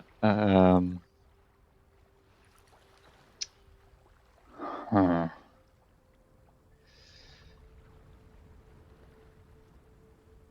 Suppose they might be looking for some test subjects for Hmm. whatever it is they're doing. Well, apparently, um, when the Ying Wulo operatives raided the warehouse, uh, did it seem like there was okay? Just clarifying. Did it seem like there was like a breakout? Like basically all the slaves like revolted or something, and that's where they found all of, like uh, the dreaming golem cores. It didn't seem like that. Well, you know, and I know this has kind of been spaced out over the whole thing, so it's easy to lose track. That in the first time they found, tracked him to this warehouse that he was investigating, and that warehouse held the golem cores, and it's seemingly unrelated to him, or at least they found no relation to him. That there had been a separate raid on that warehouse, several of these golem cores stolen. Then they tracked to a second warehouse that was adjacent to it, that was part of the same Chloe lease, and that's the one that secretly had these slave pens underneath it, but most of them were empty by the time they found it. Right. Didn't seem like a breakout. Okay. Um. Okay. I'll just tell Peyton. Yeah, I would tell him all of that, and then say, uh, "Could I be a little honest with you? I Uh, okay. Just I was. It's probably a little selfish, but I was afraid to uh contact him just because. Well, I just want to make sure that he wasn't working for these people. I don't know why I would think that. That's ridiculous. He wouldn't. But I think you may put that idea in my head. But tonight, I'm going to cast Dream, and I'm gonna talk to Jack. Okay? And I'm gonna see if he can explain what exactly is happening over there. Hmm. Um. This Very might be our well. Um. next lead. Yes, it might. Hmm. And well, now that you've helped us out with this whole Hanto situation, uh, I'm hoping that if there is something to be uh looked into up there, we would get a little bit of help from Haranu, you know, considering we've done this favor. But we'll have to see when we get back. Hmm. Yes, I suppose that is a possibility. Um. Ron, just quickly. Yes. Can we see the map? Oh, sure, yeah. Let me put up that map. TY. Oh, I guess there's the bottom there. The Discord too. Come to think of it. And I think it's this one, right? Where Exile's Point is? That Yes, is that Exile's is. Point, yes. Oh yeah. We're here. Where's Haranu? I'm a dumbass. This is it. This is Haranu. Then Exile's Point, right there. Well, that is that's pretty. That's in our way anyway, isn't it? Yeah. I Because mean, mhm. isn't the thing that the Tengu tetrahedron is to the far east of the Washankos, and that's sort of on the edge. All right, they're over here, aren't they? In the shield? Yeah. The Tengu tetrahedron is east of the shield. East of the shield. Oh, So fair right enough. here? Yeah, it's not on the map. That is west, Julia. Oh, Off I'm a to the map. dumbass. West. West. I West. thought you said west. That says it. west, Julia. Okay. Yeah. So like we can talk more about that in the break, I guess. Yeah, we're of course we're gonna have to stop at Haranu to drop off the crystal, yada yada, get a little debriefing. And then- probably a few, well, at least a day. Right. I'm thinking we're probably gonna talk about this meeting that might be happening over there, so Yeah. we'll have Well, have to see given next how time long what we were out, it Dylan might have happened already. True. So, as you debate amongst yourselves your next plan, the ship continues off into an open sea. Go ahead and take a break. As we get to the first evening aboard the ship, Musaka, you're trying to do something with your dreams. I would like contact Jakku. You let yourself drift off to sleep as I look for a good card for this because I've got way too many and I never learned my lesson. I too am disorganized. I'll just go with this one. Nice. Try to dream meld with Jakku. Eventually, you find yourself on the shores of one of the islands that's frequented by your cove. And you see him, robed, standing a distance away from you on the beach.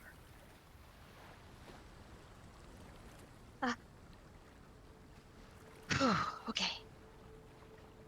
Jakku. There's no response at first. I walk closer. Jakku? What? I, he's sort of looking around, but it's not acting like he sees you. Jakku, it's me, Musoka. I try to like weave the dream in a way that he could, that like I'm in front of him, basically. You kind of change the landscape around you. And it's an odd sensation with your command of the dreams. You can do this, but as if the sand itself is shifting and the ocean itself moving over to the opposite side, so that you're right in front of him, he sort of can't avoid you. You see him, brows furrowed, but he's not looking directly at you. And he's no longer looking around him, looking for the source of the voice. Jakku, what happened to you? Yume told me that. Did you get captured? Did you, were you hurt? Tell me.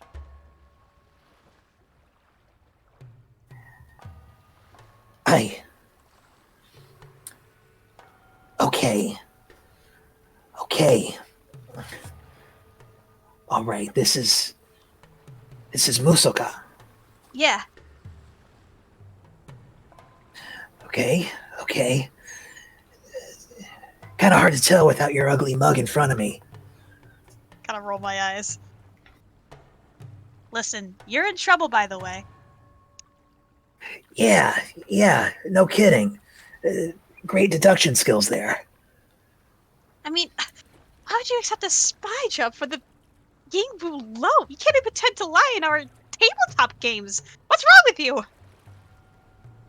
I always roll low on charisma, okay? Blame the dice. All right. And he's still, his eyes almost look sort of glazed over, even though you're right in front of him. He's just sort of looking through you. Okay, here's the story. I'm just going to try to say this as quickly as I can. Wait, why? All right, so I followed the trail, these STL golem cores. All right, there's something going up with them. And they ended up, at one point, I wasn't there when they were shipped off, but some of them have ended up in the hold of this ship that regularly visits the STL facility. It's called Grease Rise, okay? And it's been docking somewhere east of there. Found out that this company that's leasing it, that's leasing these warehouses, it's partially owned by Wu Chengok. All right. And there's something about, it's either or his mother or his sister that's being kept hidden away. I don't know, but it's linked to that ship, linked to where that ship is docking. It's hidden away. Most of the crew on that ship is golems. I don't know if they're the same kind of golems as these ones, but it's something having to do with the League of Excellence. Okay, they're watching over his mother or his sister, who's some kind of an oracle, and she's got power there. Look, a lot of it I only heard in bits and pieces, and a lot of it, look, it's become jumbled with where I've been. I don't know what they're going to do to me, what's going to happen, but they're doing something wrong with these golem cores. All right, it's not chi that's powering them. It's something else.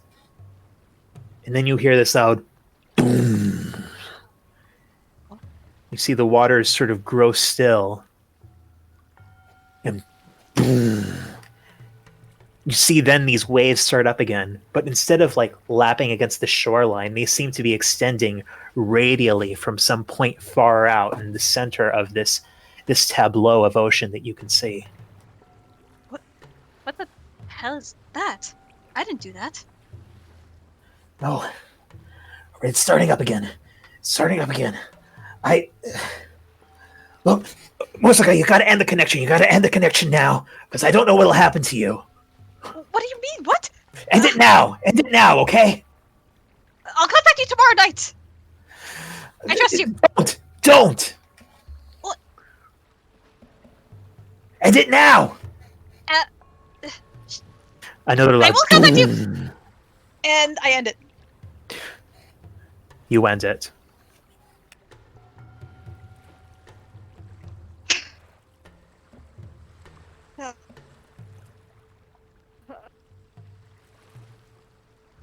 What did you get yourself into, Jaku? Like face palms in bed. Facepalm in bed, looking around this dim hole where all of the cots, the hammocks, the rest of your crew are. Most of them sleeping at this hour, maybe only a couple keeping watch over the engine up above. And Shuriku is just there, reading a book or something, because he can't sleep. Ugh. Hello, Do Shuriku. you want? Oh. Well, I mean, you go ahead. I was just gonna have Jin look up, have him just be staring this wide-eyed towards the direction of Hanto, with our direction, like somewhat different in his current state. Are we in the same room? Oh, Yeah, you're all in the same room. In that case. You know, it's not a huge ship. Kind of everyone is sleeps, and I assume your golem is powered down in one big room. But he's looking out right now. Like, I assume he's awake. Rum? Apparently. Sure. I mean, he can't really sleep. He just, slumps. Just, yeah.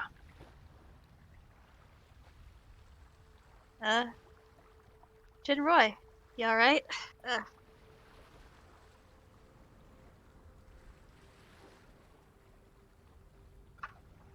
Parameters of encounter unresolvable.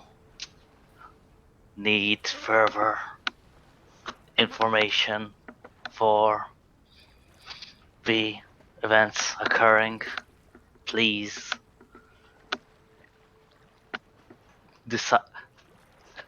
decipher meanings of visions. Visions. Oh. Are you? Hey, Jinroy, when we passed out, what happened to you? Were you also knocked out? Were you turned off? His system appeared to kind of whirl for a moment as he adjusts somewhat of his head and says, connection has been briefly active before shutting down. Several bits were heard more than others. However, it is unclear how they relate to the rest of the information given. What else did you hear? She kind of sits down next to him.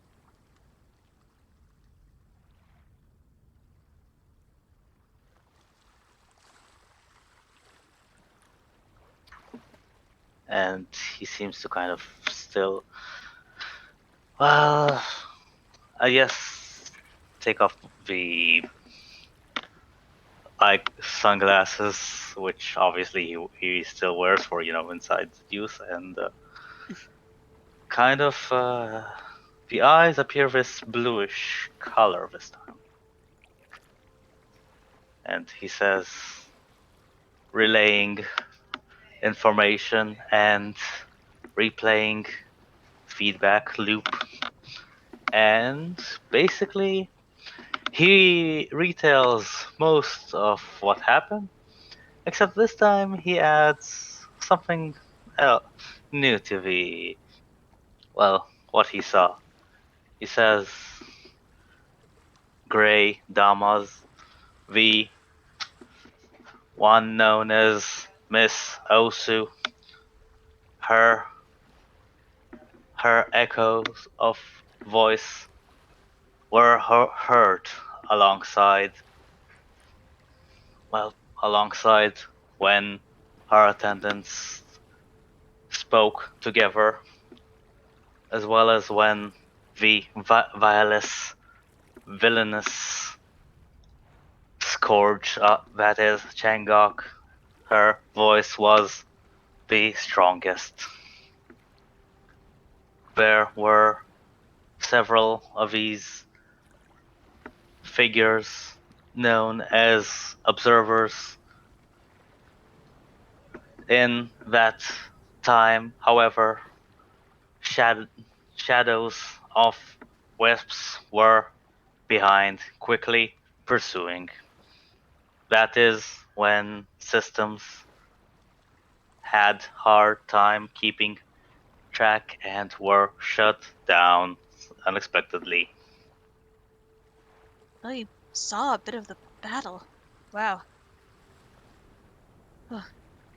Alright, are you alright, by the way? I'm sorry that, must have been a little distressing seeing all of us go down. Watching the observers and Osu, well, turn into that.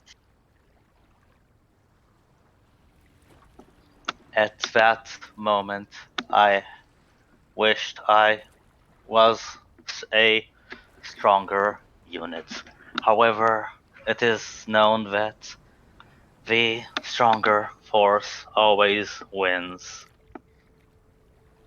Still, despite that, my Khan, my city, my nation, and my people of Haranu are all that matter to me. If only I was stronger. Stronger.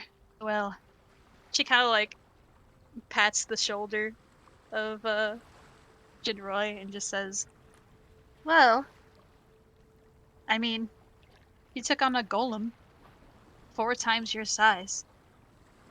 I'd say you're plenty strong. And well, yeah,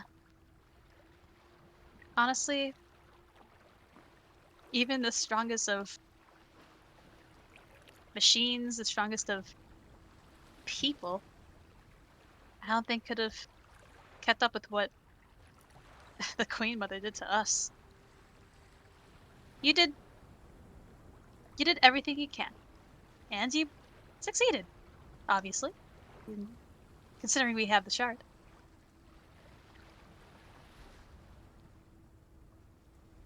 Don't be too humble now. I don't know if Shosho programmed humbleness into you. Or, well, he had to have. Because they were talking like this right now. He seems to look at his own hands and then back at you and says, emotions were not designed by the engineer show, but somewhat rudely implemented by error. Oh. Jinroy? Hello? Kind of waves at hand. Error cannot find user. Emotions were... Huh. Do you think something happened to you while you were in that chamber? Or were these emotions a little... Well, did you notice them for the whole fight? Answer currently cannot be determined. Please try again later. Uh, sure.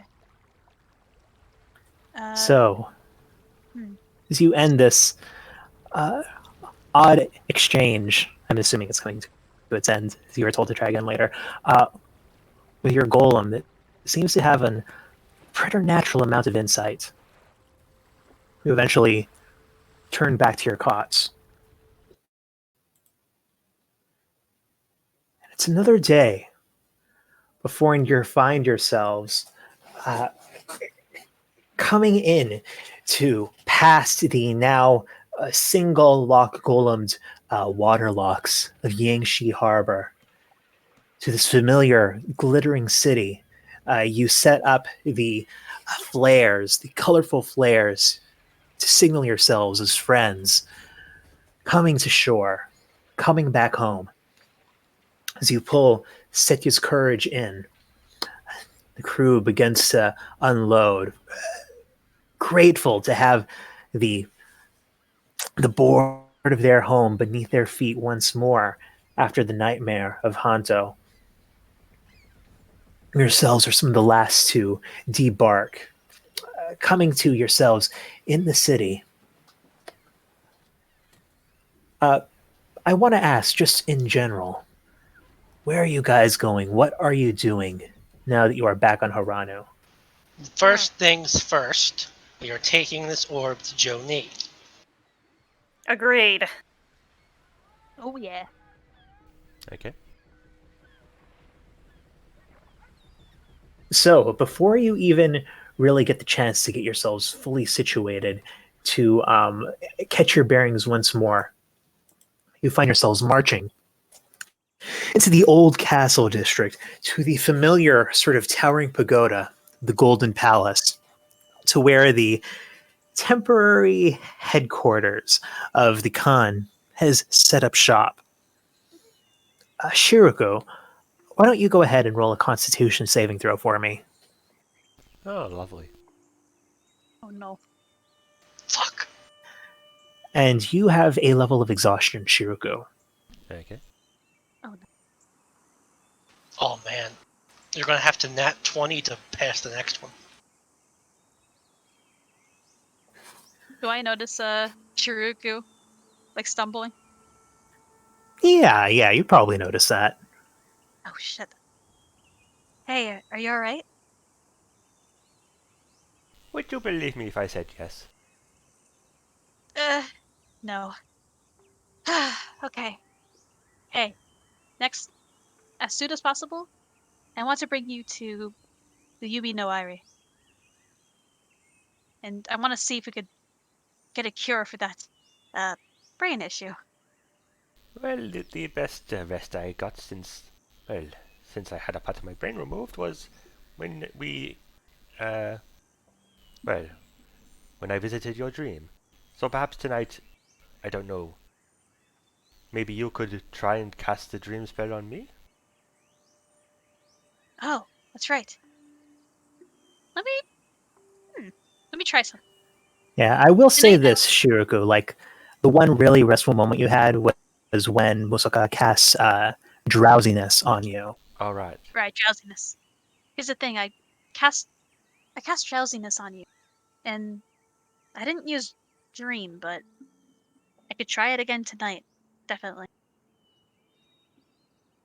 Well, it is worth a shot. But well, for now I am going to endure. Yeah, I know.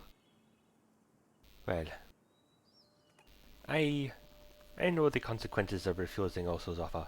I will I will deal with it in my own time. Okay, we'll try our best to, you know. But for now, let's just focus on the mission. Try to keep your mind focused. Okay? And drink plenty of water. Well, I think coffee might be more appropriate, but we'll see. I guess so. Definitely works for me. Love my coffee.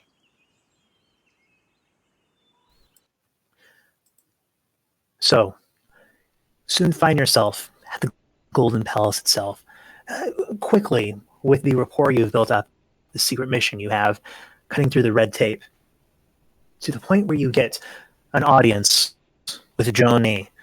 Not exactly one-on-one. There are a few others in the room, including kind of lurking around the edges of it. Uh,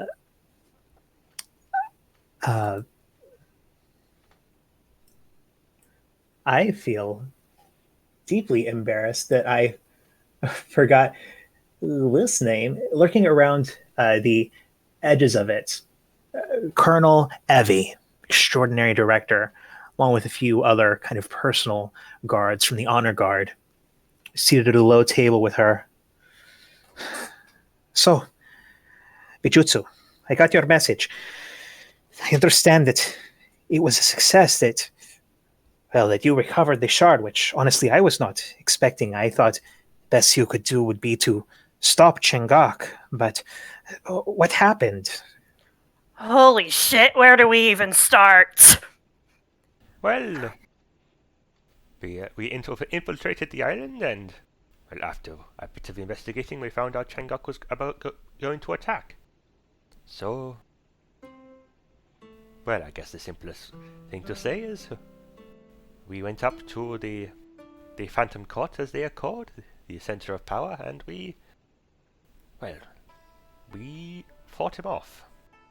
Yeah, it turns out they were trying to pull off some real damn elaborate smear campaign basically from everywhere, but fortunately, well, Dreamer here actually did a whole lot of good in managing to, well, get the word out about their bullshit, and we were actually able to counter it pretty well, though it was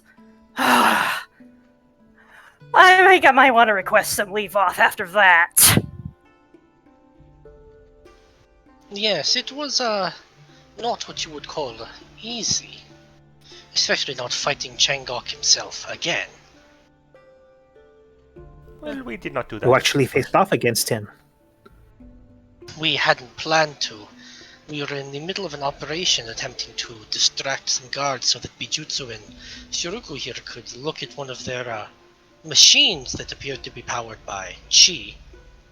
But, he himself appeared, and, well, that operation didn't quite go as planned. Fuck no, it didn't go as planned. She kind of looks up at the others in the room and she says, "Can you clear the room, please?" The guards seem a little hesitant. "For a few minutes. I'll call you back in."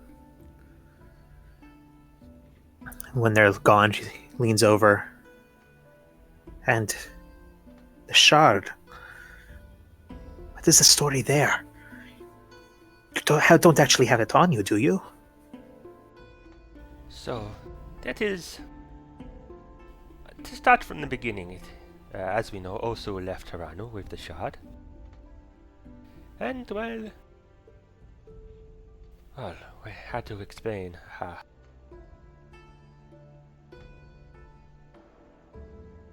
I suppose we should answer your question first. Whoever's holding the orb with the shard, just take it out for me. It out. I'm guessing I have it? I had it before. Sure, yeah. Yes, we have it. This? It's inside of this. Inside this looks like a solid ball of stone. She kind of picks it up experimentally. I suppose it does feel a little bit light. It could be hollow, but I don't even see any seams on it. Yeah, well, that golem they had that had that weird nonsense going on looks like it was kind of made of something similar too, and that thing was basically, you couldn't get a bit of magic through the thing, so I'm thinking it's some kind of an arcane insulator. Some kind of protection method. Yes, and it has no seam because, well, as far as we know, it was created around the shard itself, through magic. I guess this was Osu's way of never coming into contact with it.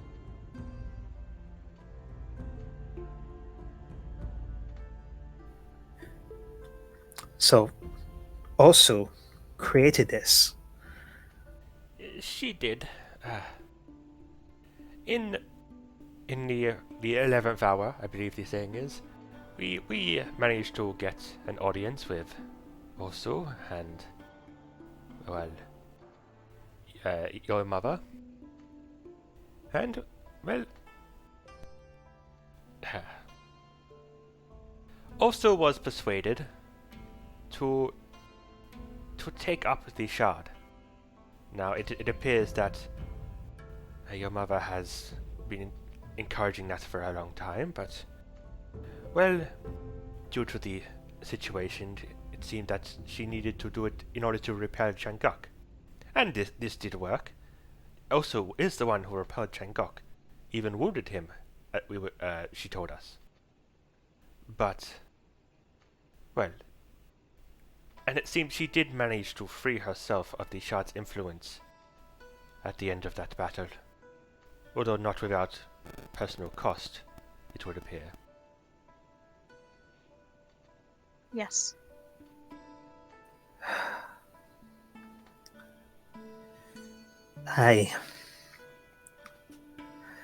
I'm sorry. It would take just a second there. I've spent so long avoiding mention of my sister, avoiding thought of my sister, and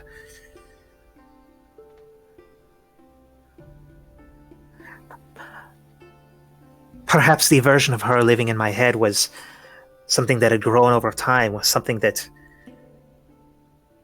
wasn't what she was. I would not have expected her to come through in the clutch to help you at, as you say, the 11th hour.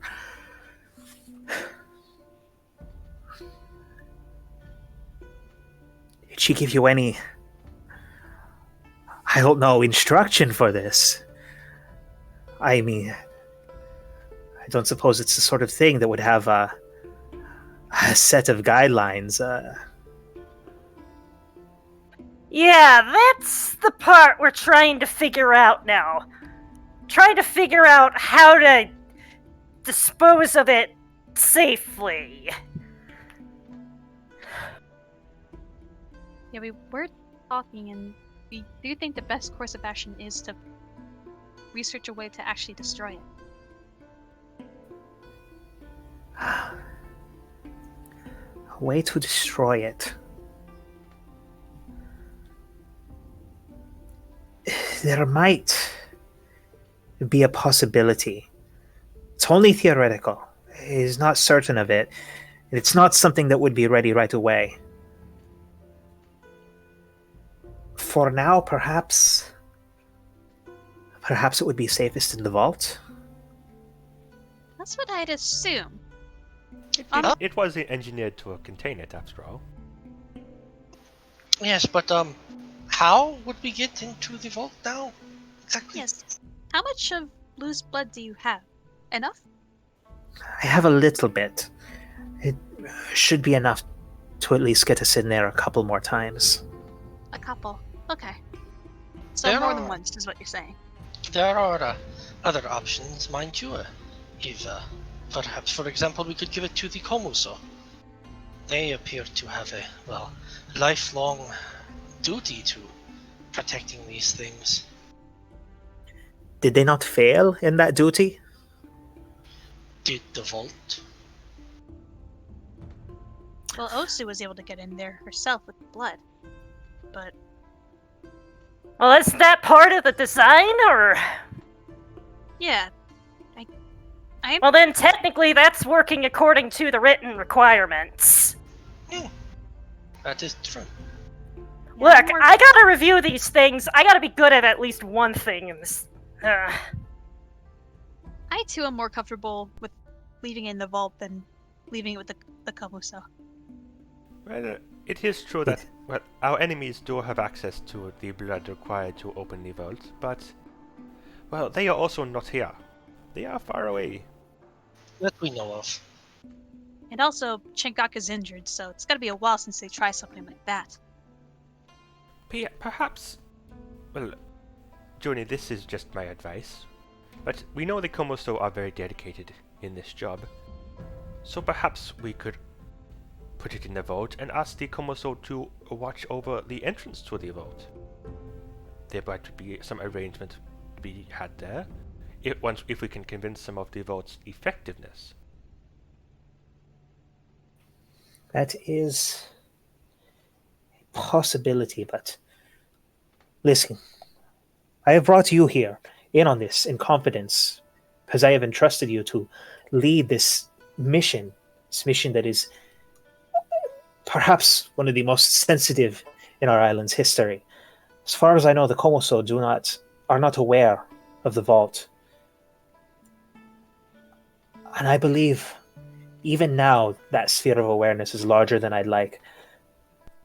It rests in the center of the city. It's impossible for us to not at least see him coming.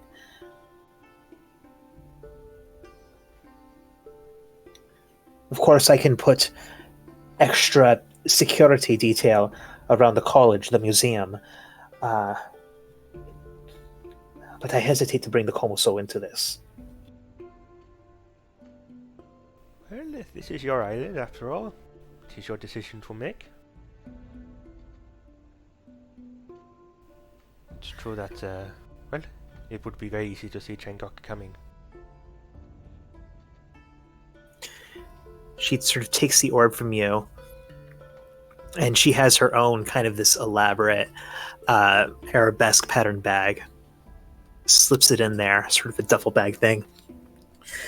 She says, I'll ensure it goes to the vault right away, but I don't want to break this meeting up for that. I at least want to keep the veneer of following protocol. Besides, there are some things you should know that more of our esteemed colleagues have been instrumental to. And she calls in the rest of the guards she sent out, and she sort of whispers something to one of them. They go run off. She turns to you again. There was, I don't want to say an interrogation. He is not under arrest. He is not under suspicion, but one of Lou's guards, he finally came to consciousness, finally recovered from his wounds. We were able to talk to him a bit, and I believe that you would gain something from speaking to him as well.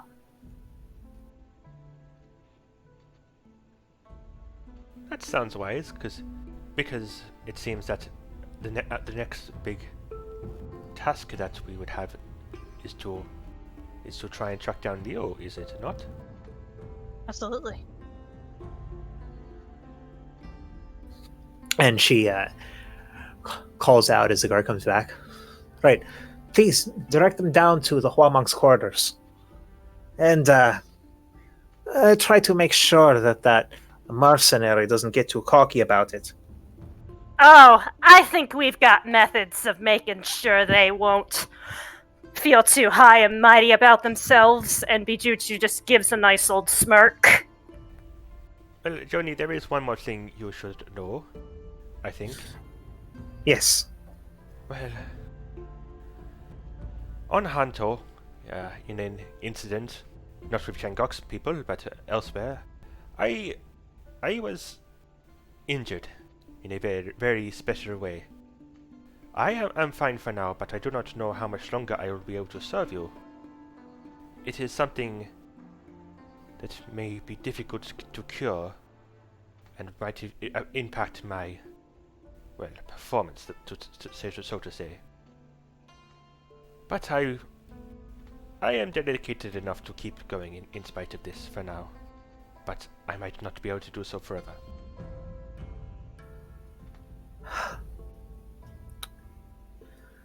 Well, she says something to one of the guards, and she says, listen, if you want to go to Wishi, I'll see to it that Imako, the head of the surgery, sees to you herself.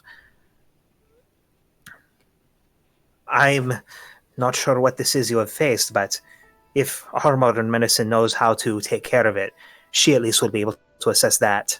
And she leads in. And again, especially in front of the guards, do not be overfamiliar. The force of habit, sorry. And you are ushered off down close to the bottom floor of this place to a much more humble room. Given the status of the Golden Palace, you think it's probably not even typically a guest room, but more a place for maids, for staff, something in that manner.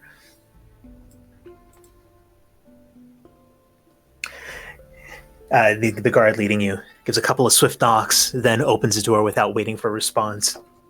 And you see, standing towards the edge of the room, looking out the window, is a man who part of his face is bandaged, bandages around his bare shoulder that's visible through the reddish orange robe he's wearing.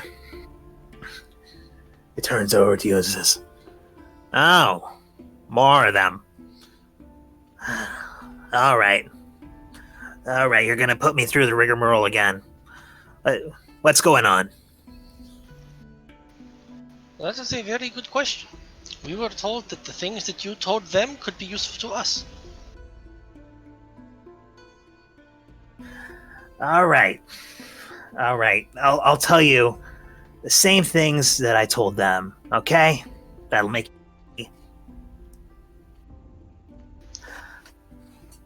Look, I've got no part of the wider organization. Look, me taking the job to stand as guard for Lou, that wasn't even as part of my pagoda. Look, it's a separate thing. Independent contract work. We've been doing a lot more of that recently, ever since we opened up, okay? Right? That's good for you. What does that have to do with us? Sorry. It's because, look, there were others. Other Hua, and Hua warring against Hua, that's not anything unusual. Okay, it used to happen up on the turtle shell all the time, all around the island. It's part of the ways of life, part of the way that we train, part of our dedication to a particular banner, okay? But this was different. This wasn't just a fight for principle. I mean, the brutality that they'd take us, knowing we were mercenaries, knowing that we weren't fighting for our lives. You gotta understand, they killed Kyogoku. They would have killed me. And this isn't right. And so I thought I should let you know. I know why they're doing it. And why are they doing it? So I know this is a long shot, but I don't suppose any of you have ever been to the Isle of Juniper. Good. I might have to kill you if you had. Is Peyton still with us? It's Peyton and He is. Yeah, am I there? Yeah, you're there. We're all interrogating this Okay. motherfucker. Hang on, I just have to put the charger in my headset.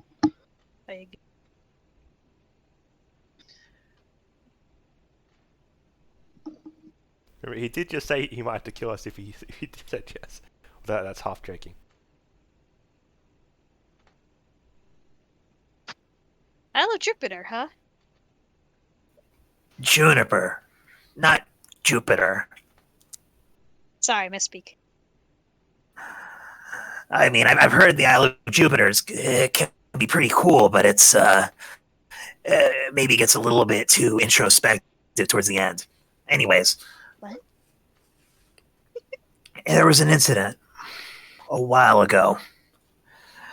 This monk who had left the order, gone to wander in the west, something. He wasn't part of my pagoda, all right? They found him and crashed to the middle of the island. Took him prisoner. He was an apostate. He was not welcome back. He was not supposed to come back. He knew the price of that. And he was dealt with, obviously. But he had this thing with him, this talisman. And we've always been attuned to fire. I mean, you all know that, right? That's the whole deal. You hire a Wa, that's because you want a fire monk. Right. But with this talisman, we're able to deepen our connections. Okay, summon things, whole creatures, whereas before we could only summon wisps of fire.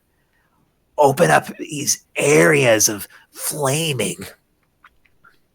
I heard one of the immortals of Bishing Pagoda was even able to briefly look upon this other world that was completely composed of lava and flame.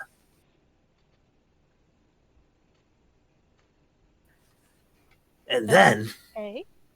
what happens, as I suppose was bound to happen, one of these pagodas, well,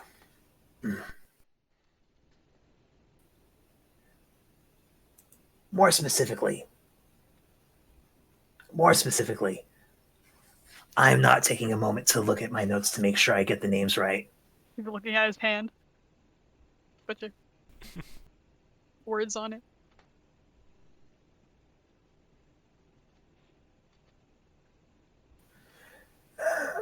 More specifically, the Shibing Pagoda, they broke away.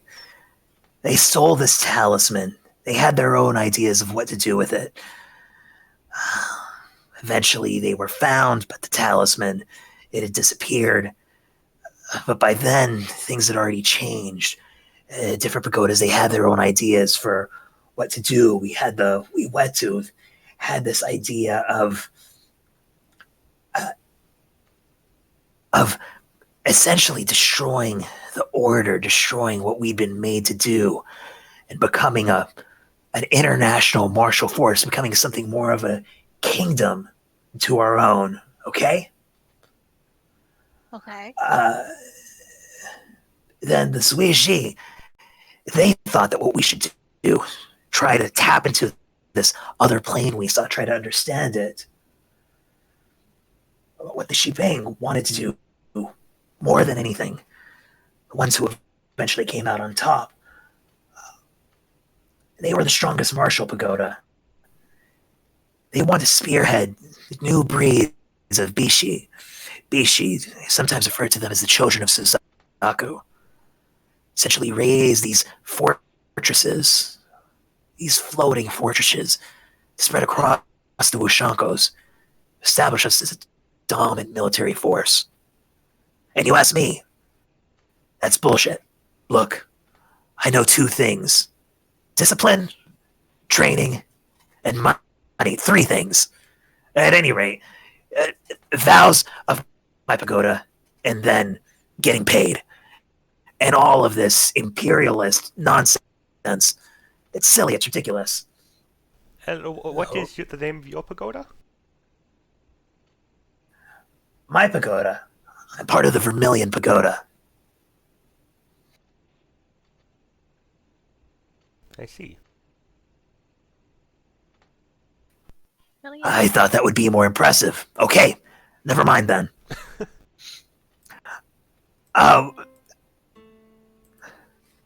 So, Renyo, he's originally from Oshitsu Pagoda.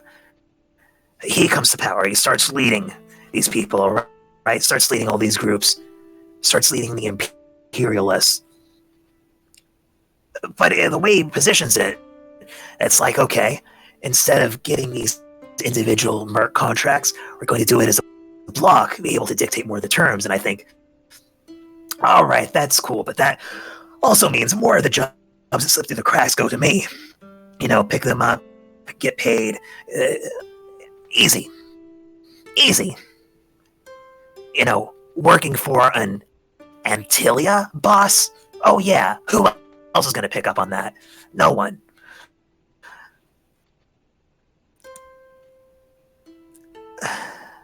But what it turned out is that this Renyo, all of these projects to create these bishi, these fortresses, spread out, they were going nowhere. But what had happened, what was starting to happen, when Kyogoku and I helped Lou get off of that island, is that they'd found another source of talismans, multiple talismans that had apparently been provided to them somehow by this Wu Changok. And now I think they're loyal to him, doing something for him. And I don't know what the end game is here, but apparently this is enough to make them get rid of all their principles, all of the vows of their pagoda, of the oaths of our order, and just murdering anyone who's in their way willy-nilly. It's wrong. I don't like it. I don't know where it ends. And that's why the bodyguards betrayed Lou II, because Changok had these talismans that they wanted. Well, I was his bodyguard. I didn't betray Lou. Look, my partner ended up dead. I ended up nearly dead. Right. There were a couple others back when we were on the peninsula in Renbo that, yeah, they did turn against him. It made our escape a lot more harrowing. And now all of these Wa that Cow has apparently contracted, they've got no scruples. They don't care at all about the oaths. They've been given these talismans, and I think all they want is more. That is not good to hear. It's the same damn story every time. Why do Cow and Jangok have access to so many resources? Their bribery knows no limits. Where'd you say these talismans came from again? It was just found. The Colonel, I have no idea where he got them from. We'd never seen anything like that before. We picked up that one that had literally crash landed on the Isle of Juniper. This is supposed to be a secret of the Order. But screw that. The Order is apparently turned against me, that one of its biggest higher-ups is, I don't know, going off and becoming a serial killer, whatever's going on. Don't like it. Don't care for it. Don't trust it. Well, you're a man that doesn't take any bullshit, and I can respect that. Yes, really. Yeah. I heard a rumor that he'd found it somewhere in the west. Obviously somewhere in the west. It's where he was the whole time. Somewhere in Mauritania? Is that the term? Oh, wonderful. The vampires, yes. Is that entire dead area in the east of the west? East of the west. You know what I mean. Yes, we briefly stopped there. Wait a minute, wait. We were the crew on the way to Kanoko, but we weren't the crew on the way from Sarim, were we? No, you guys weren't. It's hard to keep track of who did what. Yes, I heard. You overheard Arcana talking about it. Well, Alistair had told me that That is actually where they found him. Some place called Phasmatis, I think. Oh, I see. All right, so you know a thing or two about a thing or two. Right. Look, you gotta understand, I've got no part in what they're doing now. Hell, I'd renounce my vows if I could. But I just wanted to get that out there. Look, I'm trustworthy. I'm not taking any of their bullshit. That doesn't mean I'm taking any of your bullshit either. But you should know. Now you know. Touche. Maybe roll insight. I kind of trust him, but just in case, you know. Yeah, roll insight. Insight. Oh, I'll message you something. Okay. The message is going to be he's telling the truth, and it's going to be like, oh well, thanks. Oh, okay. Nah, there's something in there.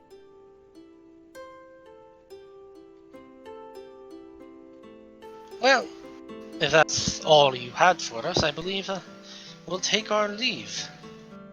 Hold And on what a a minute. well-deserved leave it is. Ah! Yeah, that sounds good. God, I am. Pretty much every part of me is still killing me. I could use the rest. Well, you go do that, and well, if you have anything else, just give us a call. A quick question. Did you grow up with the Hua monks? Yes, right? Yeah, all my life. Right. I just want to say thank you for telling us all this. It can't be easy, you know, leaving the order you've grown up with your whole life. Kind of pat him on the shoulder. Oh, that's it's very kind. Thank you. You're welcome. And, well, yeah. If there's anything else, just let us know. We can help you out with anything else. Seems a little taken aback, but grateful as you guys sort of end this meeting, leave the room. And ultimately, settle up delivering the news that you came here hoping to deliver. So, switching back to an overview, now that you have sort of Yangshi before you, Aranu before you, what are you guys doing? What are your plans? Well, Fukuro has plans. He has plans to do things. Well, one thing, actually. He's going to go write a letter. Oh. Oh. I'll give you the details later because it's a bit of a thing. Okay, all right. Oh. Can we get one more O? Oh! Oh. Oh. Oh my. Hell I yeah. suppose. So we have to wait here until the ship recharges, basically, right? Yeah, the earliest it seems you could leave is tomorrow.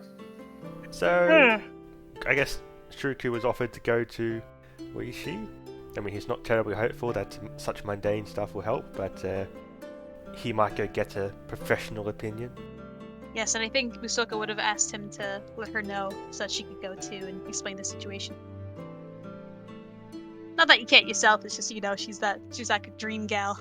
You're my current doctor. Yes. Beautiful. So, you do indeed. You go, you visit Weishi. You with a, let's say maybe a note given to you on behalf of the Khan, get a consultation with a surgery ward head, Imako herself. Gives you a bit of a once-over. I'll go ahead and roll medicine for her. Hey boy, she hasn't been the best so far. Oh, there we go. A 19 is definitely not enough for this. Oh, Lord. Damn, she rolled an 8 on the die, actually. Yeah. The target number I was looking for was actually 30. Because this is, Nani? as it says in the DM's guide, a roll of 30 is for doing something that's nearly impossible. I mean, to be fair, she could have hit that. Yeah, she could have. Spend about an hour in this consult with her. She sort of lifts up your bandages, looks over your wounds. But after sort of looking at this, a little bit of poking and prodding, she gives you this sort of herbal medicine. She says can help a little bit with the fatigue, with the aches and pains, but whatever's been done to you is beyond what modern medical knowledge knows how to fix. Mm-hmm. Shuku is not surprised by this, really. There is one thing I also thought of. Oh, what is that? Well, I was looking into it, and do you know the spell Greater Restoration? I do not. Probably we could find someone who knows that because, well, in one particular thing, you look exhausted, and there is a spell that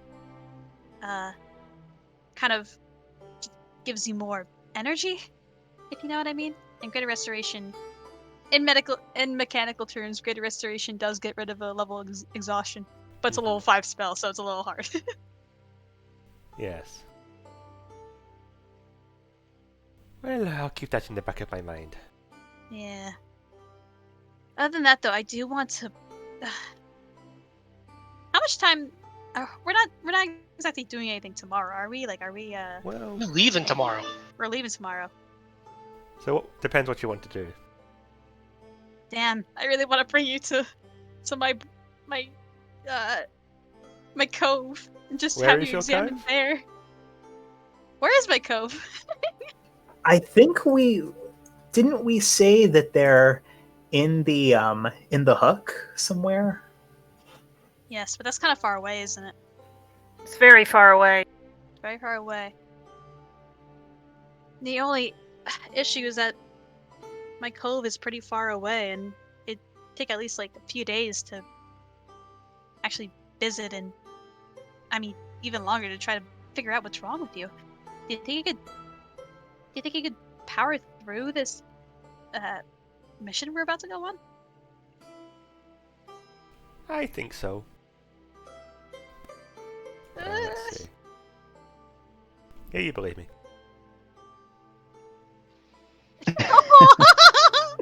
Oh. Well, you look sure of yourself. Just, goodness gracious. I'm gonna look into this spell. Like she said, keep taking those medicines. I'll look into something. Okay. I am going to copy Fukuro, and I'm going to go write a letter. See you later. Okay. So I just realized something. You, Ron, had told me that because there's a lot of tabaxi in the temple district, that Fukuro pretty frequents there a lot. Or Sure. Are there any Saradominus places there?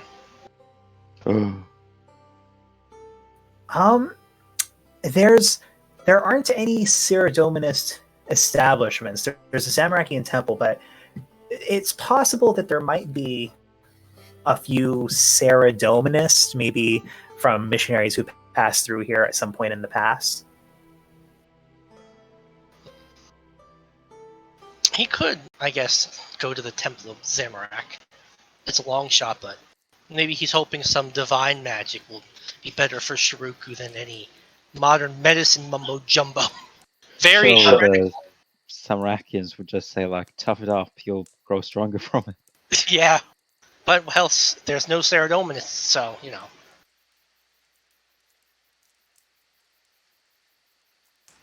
He might even. So, yes, Fukuro, you go in deciding to try to turn to the power of prayer, visit the tall, kind of imposing triangular structure, the light shining through the top in this very dramatic beam, the Zamorakian temple. I want to ask, is Connie there? Goodness. You know what? Sure, why not?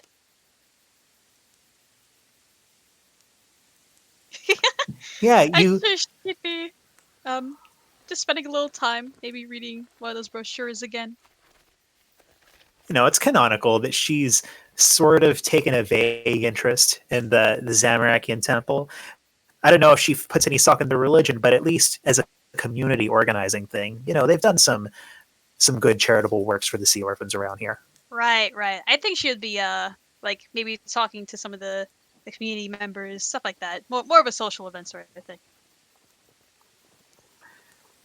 So yeah, as you enter sort of the front foyer of this temple, you can see off in the distance, talking to another sea orphan, is the familiar, tall, somewhat crab-like silhouette of Connie Gunn. Oh, Fukuro, I guess, goes up to her. Ah, Connie, it's good that you're here, actually. Oh, Fukuro. Oh, it's been a while. How have you been? Fukuro kind of looks at the other person that she's talking with. Could we have a minute? Oh, well, of course. Sorry to get in your way. I'll talk to you soon. Okay. Oh, okay. Hope to talk to you soon again, Connie. You're a treasure. Gives a friendly wave. Hey, something up. I just got back from Hanto. Hanto. Is she? Isn't that weird island that was closed off? Oh, it's more than closed off. Oh, it's so much more than closed off. Did you know it literally rains acid there? Acid? Ugh. How? What? It's a very long story. But, the truth is, I'm actually here for help from, religious folk. Divine magic, maybe. Huh. Not, for me, it's, it kind of comes in a little closer. It's for Shiruku. What happened to Shiruku? Long story short, I believe some people we ran into on Hanto may have removed a part of his brain. Oh, goodness. What? That sounds more like a medical issue than a magical one, don't you think? Yes, of course, but there's no way that modern medicine could fix this. Well, what's happening to him? Does he just have a big hole in his head? What? He is unable to sleep. At all? Period. We can put him to rest for an hour, is what I've seen the best of, but aside from that, he cannot fall asleep. Goodness. Well, I think I might know of some magical patrons here. Right, Connie? Can Connie think of like the most magically inclined priest at the church? Yes, there is a priest, another transplant from the west, kind of an older gentleman whom you've seen. When people have come here, whooping cough with the various ailments, it seemed to always be a little bit more concentrated in Southgate than in the rest of Yangshi. He's able to give them some healing, but never able to see as many people each day as he'd hoped to. You see that man over there? She kind of points to the corner of the church. Is he a priest? Yes, and he's actually quite the talented healer. Maybe having a conversation with him would prove useful. Right. Oh, but before I forget, I'm going to be writing a letter to Alistair. Is anything you want me to tell him? Well, tell him that we have to pick up our weekly teas when he comes back. Alright. I'll see you later, Connie. I might stop by if I have time. I may end up back on the ship and back out there again. Hey, what you've done for Southgate is very, very notable. Let me know if you need any other type of help. Oh, I guess one more thing. Do you happen to know a Syorfin named Bijutsu? Bijutsu. Do you think that ring a bell? I mean, Maybe not.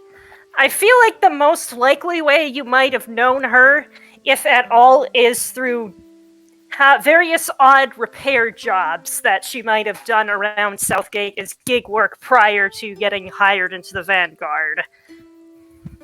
Bijutsu. I will Bijutsu. I'll say this.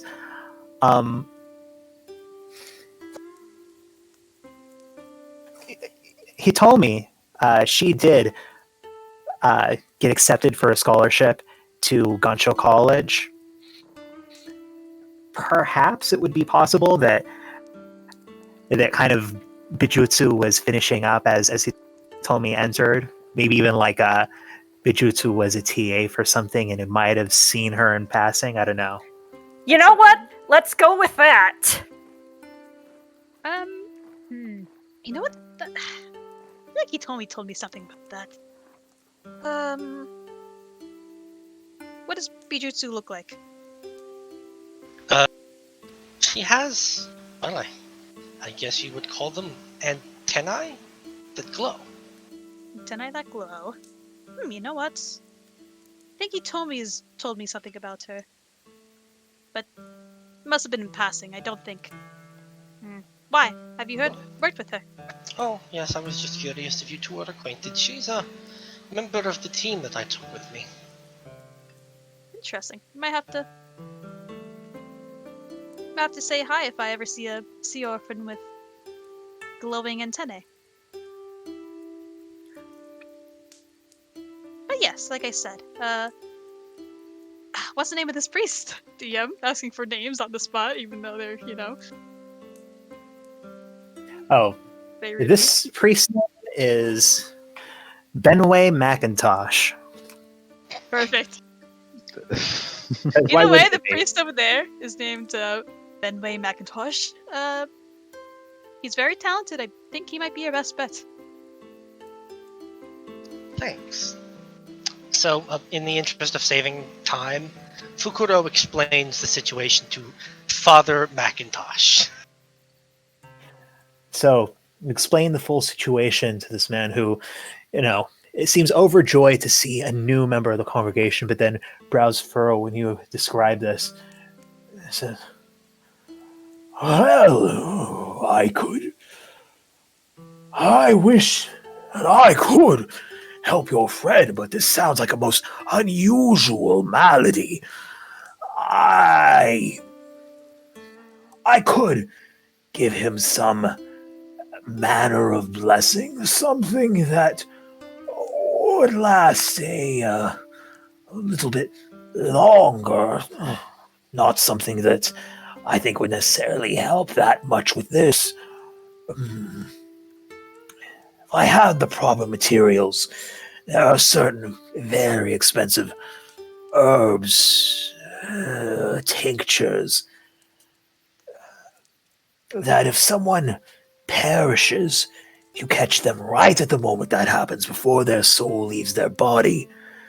You can invoke the blessings of the gods, return them to life, however, it has to be right in the moment. And that is only good if he dies, and only if I'm there when it happens. I see. I had hoped. I spent some time in the West, you see, and I had a few chances to see that the works of the religious over there are not as fake as people here in the East always claimed they were. I had hoped perhaps maybe if science could not give us an answer, religion could. Um, oh, what you're asking for? I've heard of holy magic like this, but, well, I have no shame in saying it is beyond me. It is beyond any priest I've ever met. Perhaps one of the great red archbishops of old could have accomplished something like this, but I know of none in the Zabarakian church as it is today who could perform such a miracle. Oh. Well, could I ask you to pray for my friend at least? Of course. As a matter of fact, tomorrow we're having Mass. I will ask the entire congregation to join me in a special prayer. If you bring your friend here, I could maybe also give them some manner of blessing. Now understand this blessing, it is a ritual that has its components, and I would be remiss if I did not ask for a donation to the church in exchange, but it could at least provide him with some measure of protection in his time of vulnerability. I'll see if I can convince him. If I do, you'll see me again tomorrow.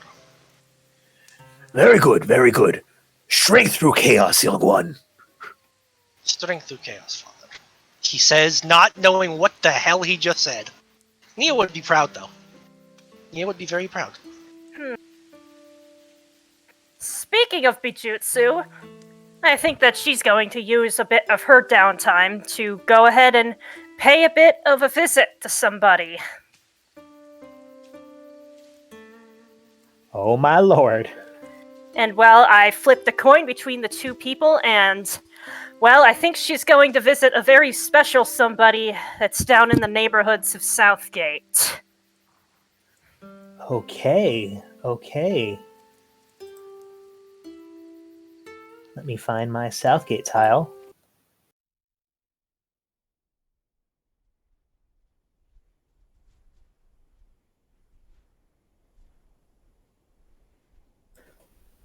So you return to the somewhat run down, but still homey streets of Southgate.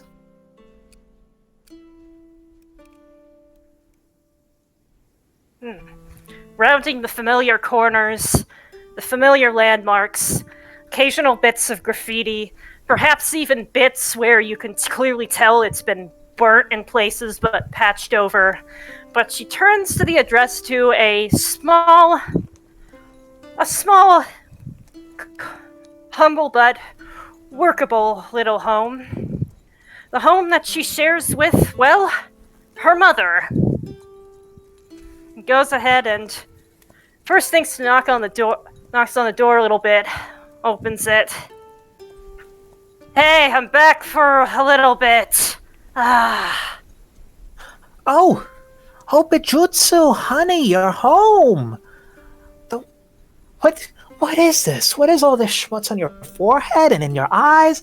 Look, is that a bruise?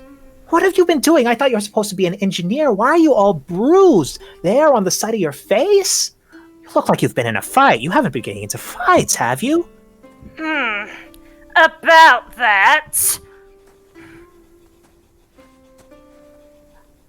I thought you joined the Vanguard, but I thought they were going to keep you, working on machines.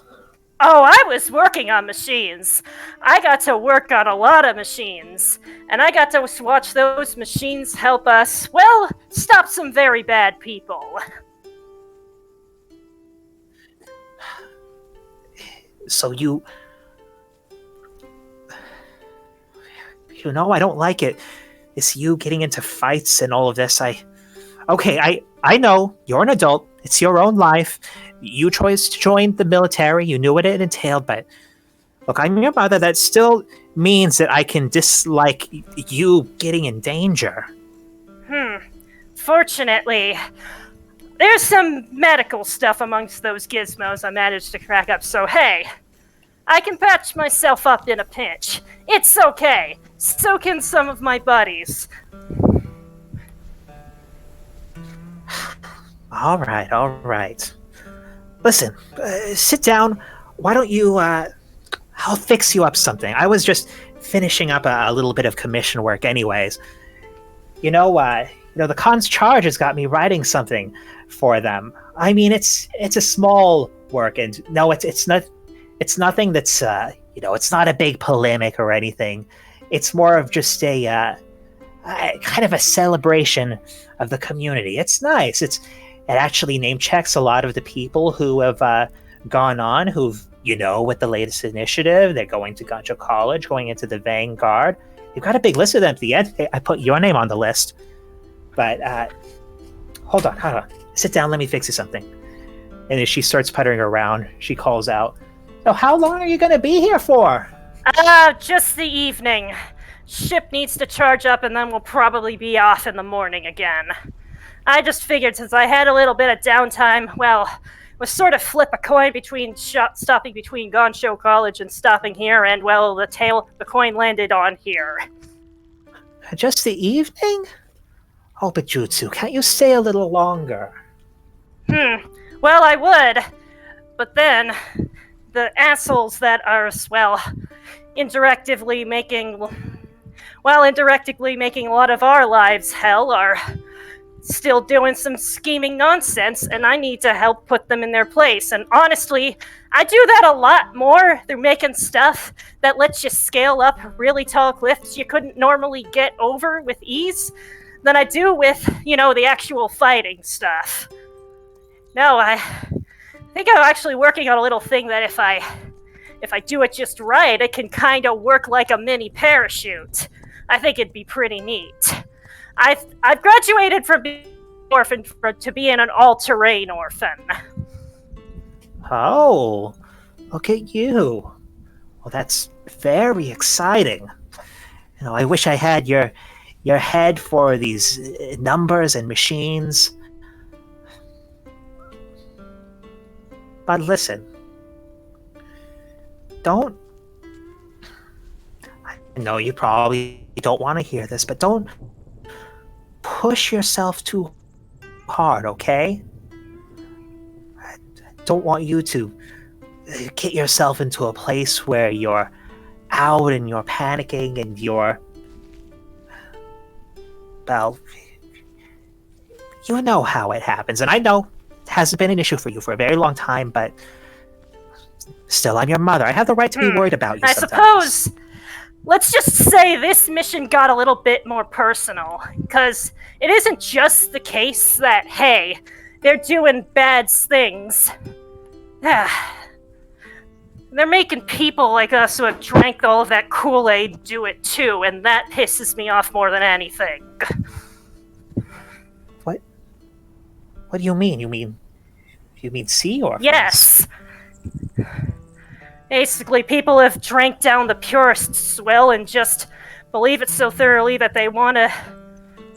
I don't know if I'm pissed off at them, or if I feel sorry for them. Probably both. A purist sea orphan? Oh. Well, look. Tonight, I don't want you to think about any of that. Don't think about these fights or all of this. You can tell me about your machines. Now, that's wonderful, but I'd like us to just have it feels like so long since we've just been able to sit down like this. Have a nice evening together. Yeah, I get that.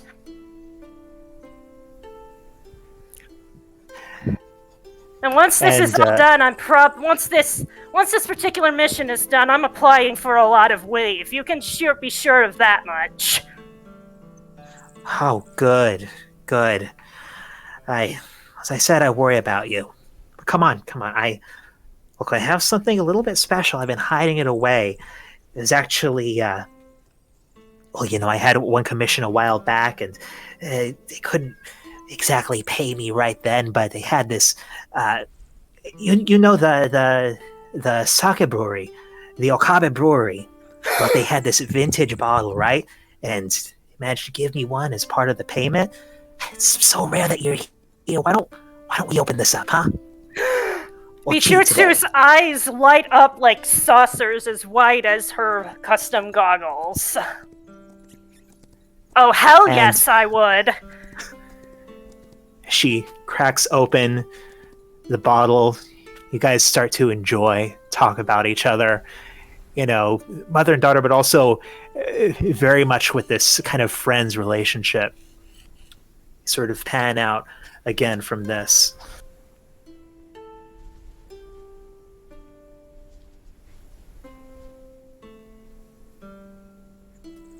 So, anyone else have something going on in their time here in Yangshi?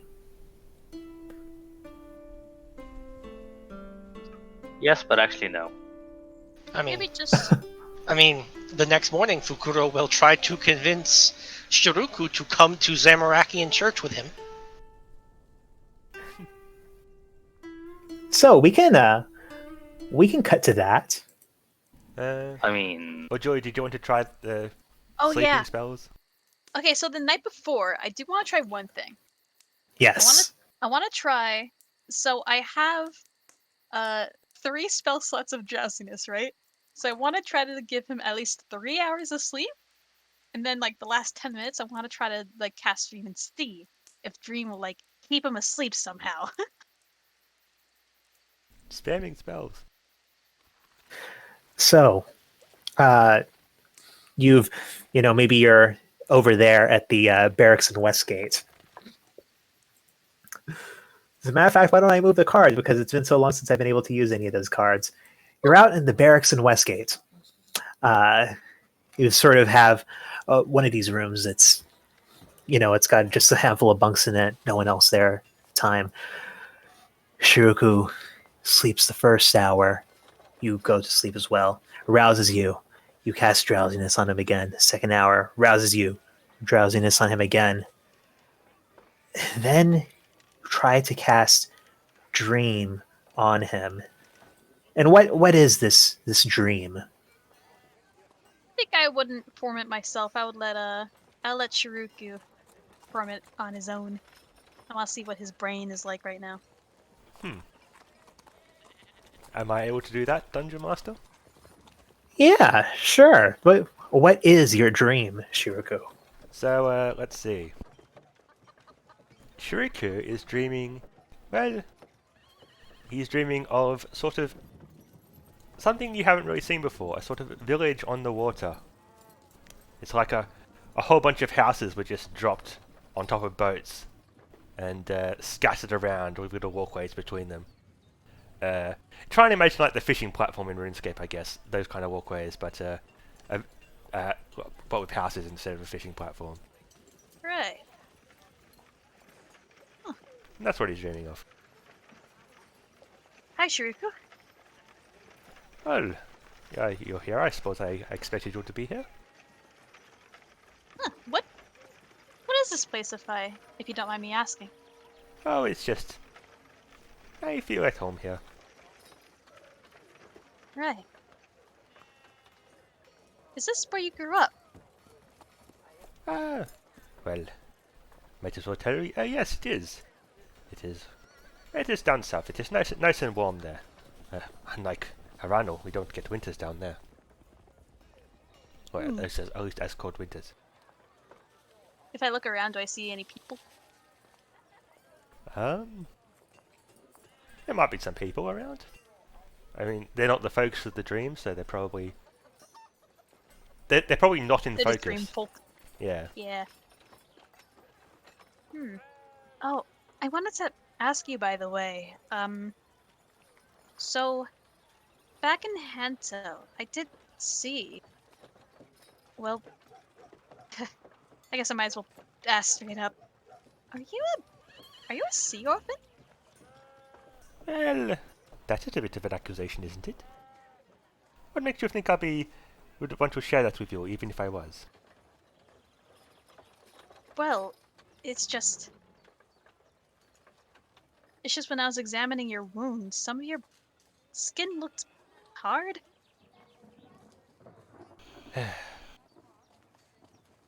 Well, this is a dream, I suppose. It's no harm sharing. Yes, you discovered my secret. I am a sea orphan. Why did you very few people know keep that. this? Right. Why did you keep it a secret, though? Well, you see, you know me enough, don't you? I am someone who likes to be the face that everyone forgets.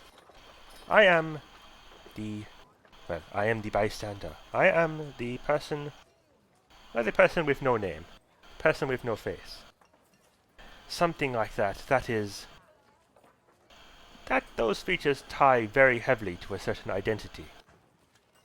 And I cannot do my forte and pretend to be everyone if I am held back by, the features of my own biology. It would make me too recognizable. So I decided to, for the sake of being able to fit in better. So it's a work thing, I suppose. A what? A work thing? Much more than work. It is my entire life. But it is simply, as bad as this is to say, it is simply more convenient to ignore it rather than face it. Although I am very active in the Sea Orphan community. I spent quite a few months this year, in fact, forging documents to help their troubles. Really now? Yes, and all for very, very cheap costs. But yes, that is why I feel like I should help, even if I don't. I don't want to face my own identity myself. I see what you mean. Well, I don't... You don't feel, ashamed of it, do you?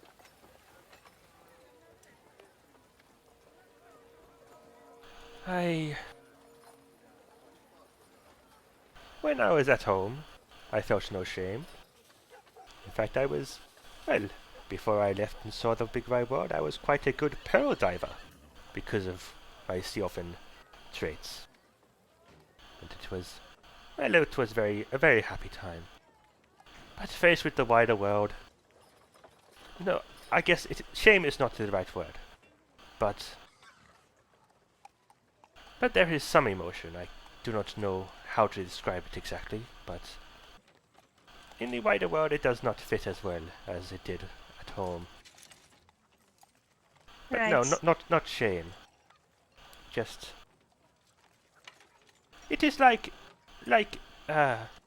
nakedness. You do not go out in public naked. It is sort of similar like that, I think. Something you keep private, I suppose. Yes. Interesting.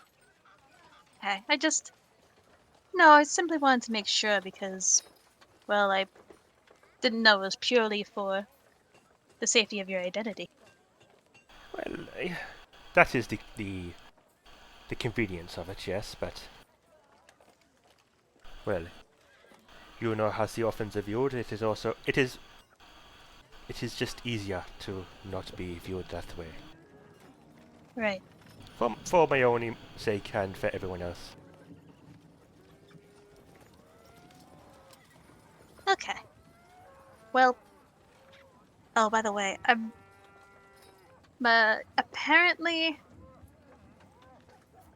she looks up, like, kind of instinctively at the sun, but she's in a dream. Why would the sun be, accurate to any kind of time? I think the drowsiness spell is going to wear out soon, but I'm gonna try my best to try to keep you asleep. I don't think this is going to work. I think dream doesn't exactly keep people asleep, but Well,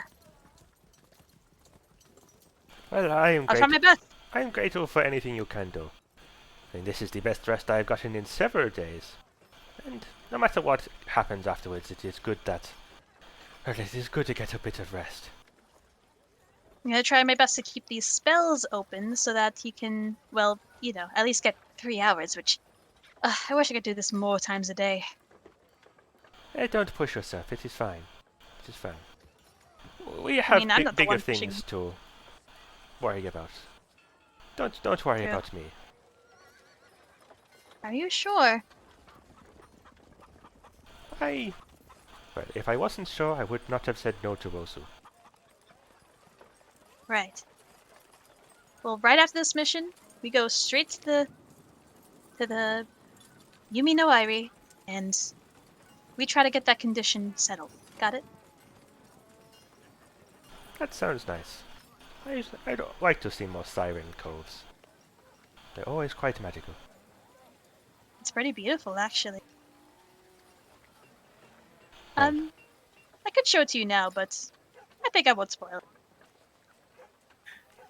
So, as this dream comes to an end, Shiroku, you finally blink into consciousness, feeling like you were almost refreshed, but ultimately like you had half the time that you really needed to fully feel rested. Those 3 hours after the past few days felt especially sweet, but now you just feel the rawness in your eyes, the dryness in your mouth, slight tremble in your fingers. Make a Constitution saving throw. Oof. Gonna have advantage at least because of all that help. I'm taking that into advantage on the save, but Okay. it's still not going to be easy. Rip. Oh, okay. Nice. Damn, very nice. So you feel like, if anything, you feel reassured of yourself at this moment. You still feel exhausted, but I'll say this. You still have a level of exhaustion, but I'll say that does not apply to charisma-based skill checks. Oh, wow. Let's go. That is good. I was just expecting just not to gain another level, but yeah, that is even better. Thank you.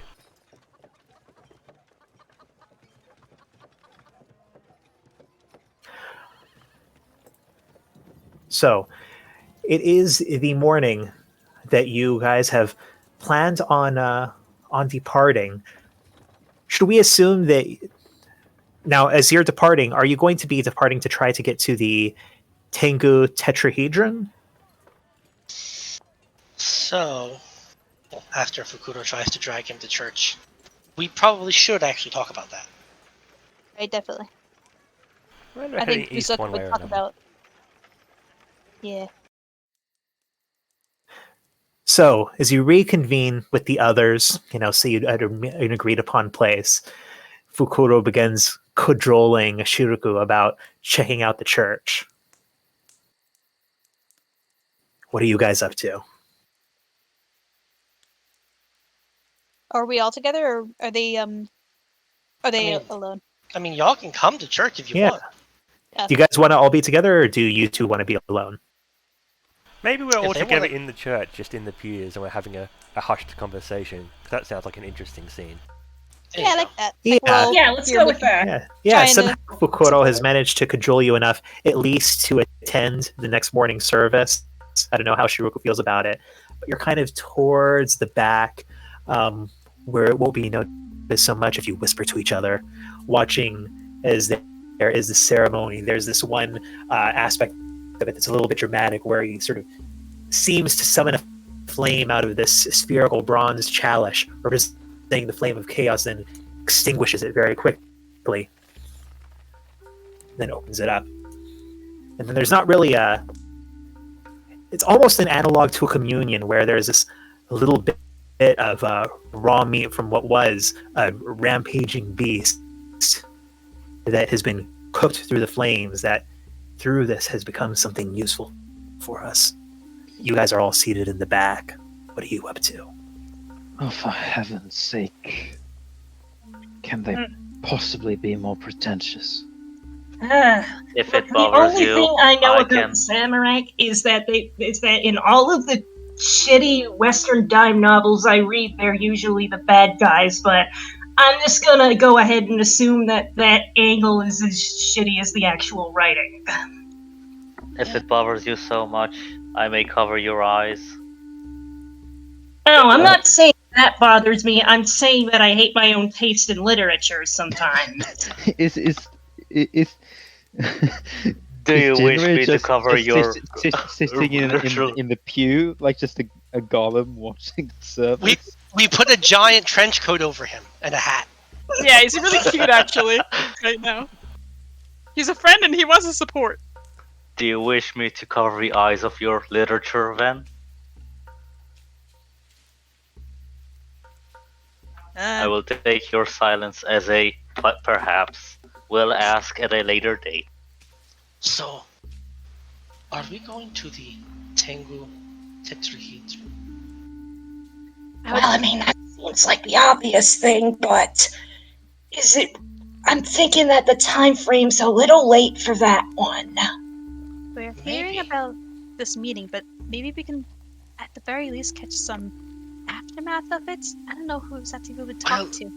I believe that Changok was likely attacking Hanto at the same time that Emiko Yi believed he would be meeting with his sister. It's possible he was planning to go there afterwards, and well, his injury may have put a halt to things. It's possible they may still be there. That's a good point. We did kind of throw a big wrench in their plans, so they may have to be rethinking as much as we are.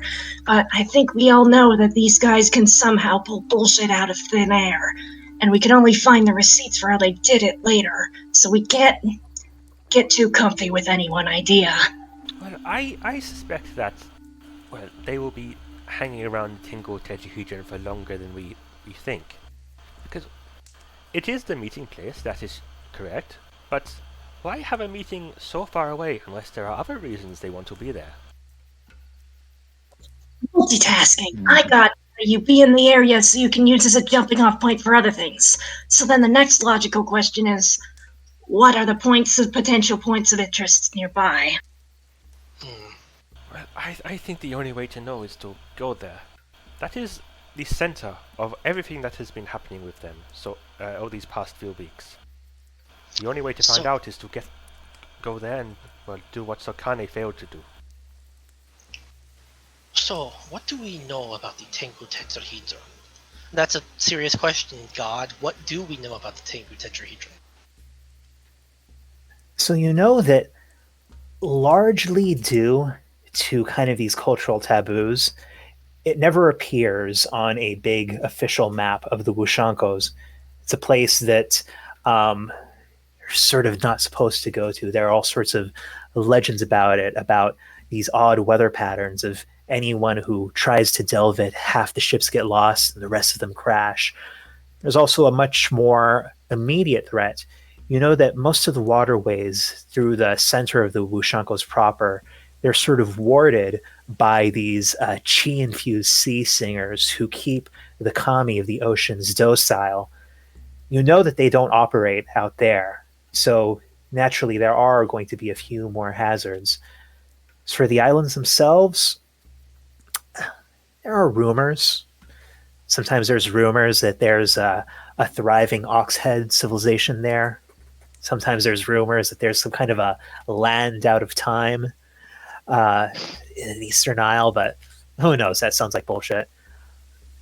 I think you'd know enough, though, especially your membership in the SSC, to think that it would be kind of under lock and key, not something that's readily available to the rank and file, but that you can easily pull weight, especially with your new rank of captain, to get a copy of a makeshift map into the east from the Vanguard's upper echelons.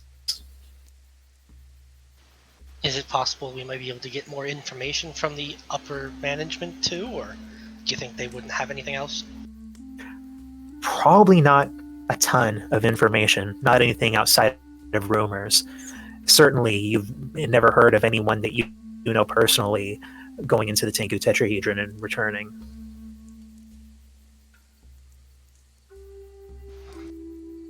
It's a very dangerous place, that much we know. The kami are more likely to, well, do kami things, and it's not exactly within the jurisdiction of the Khans, the council, though. I suppose Haranu might be on the verge of that as well, but let's not talk about that. I doubt it can be more dangerous than Hanto, yes?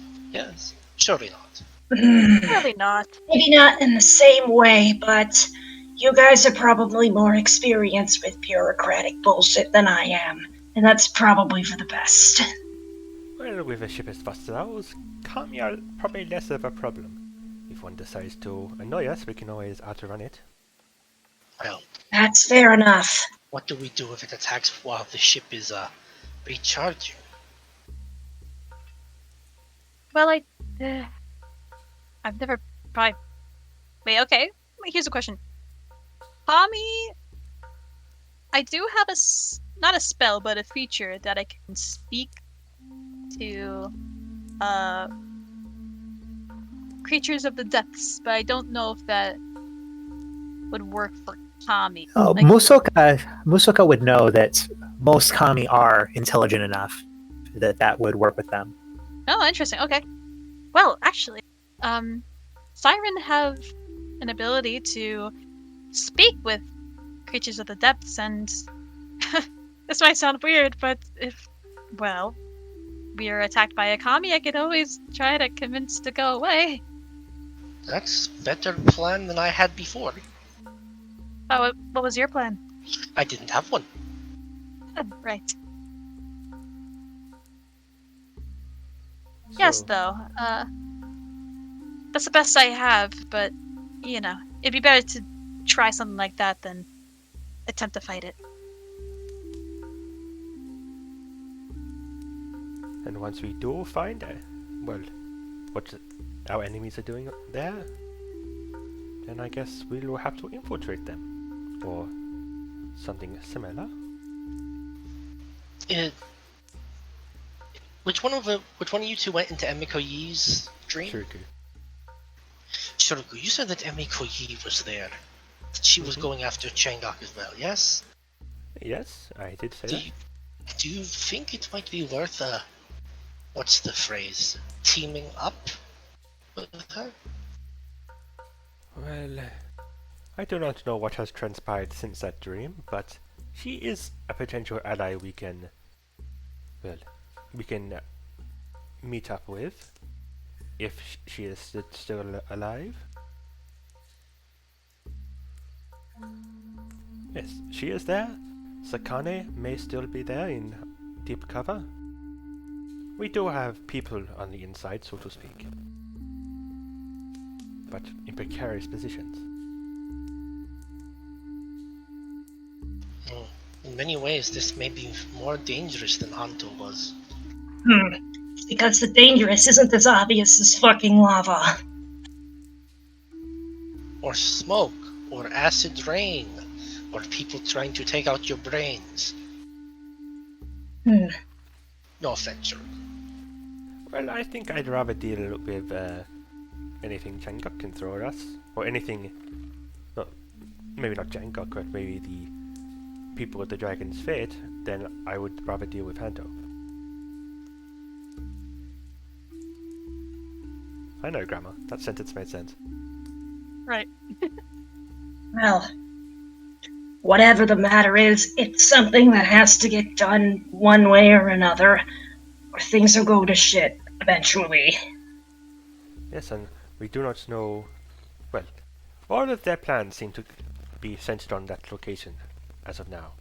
We could go charging back into Renbo if we wanted, but yeah, I don't see much of a point at this point. Not only will they probably be expecting that, it wouldn't be very productive. At the very least, we can aim to secure Leo II. That is at least something we can do.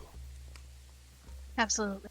In fact, I'm really worried about him. I haven't spoken to him in days.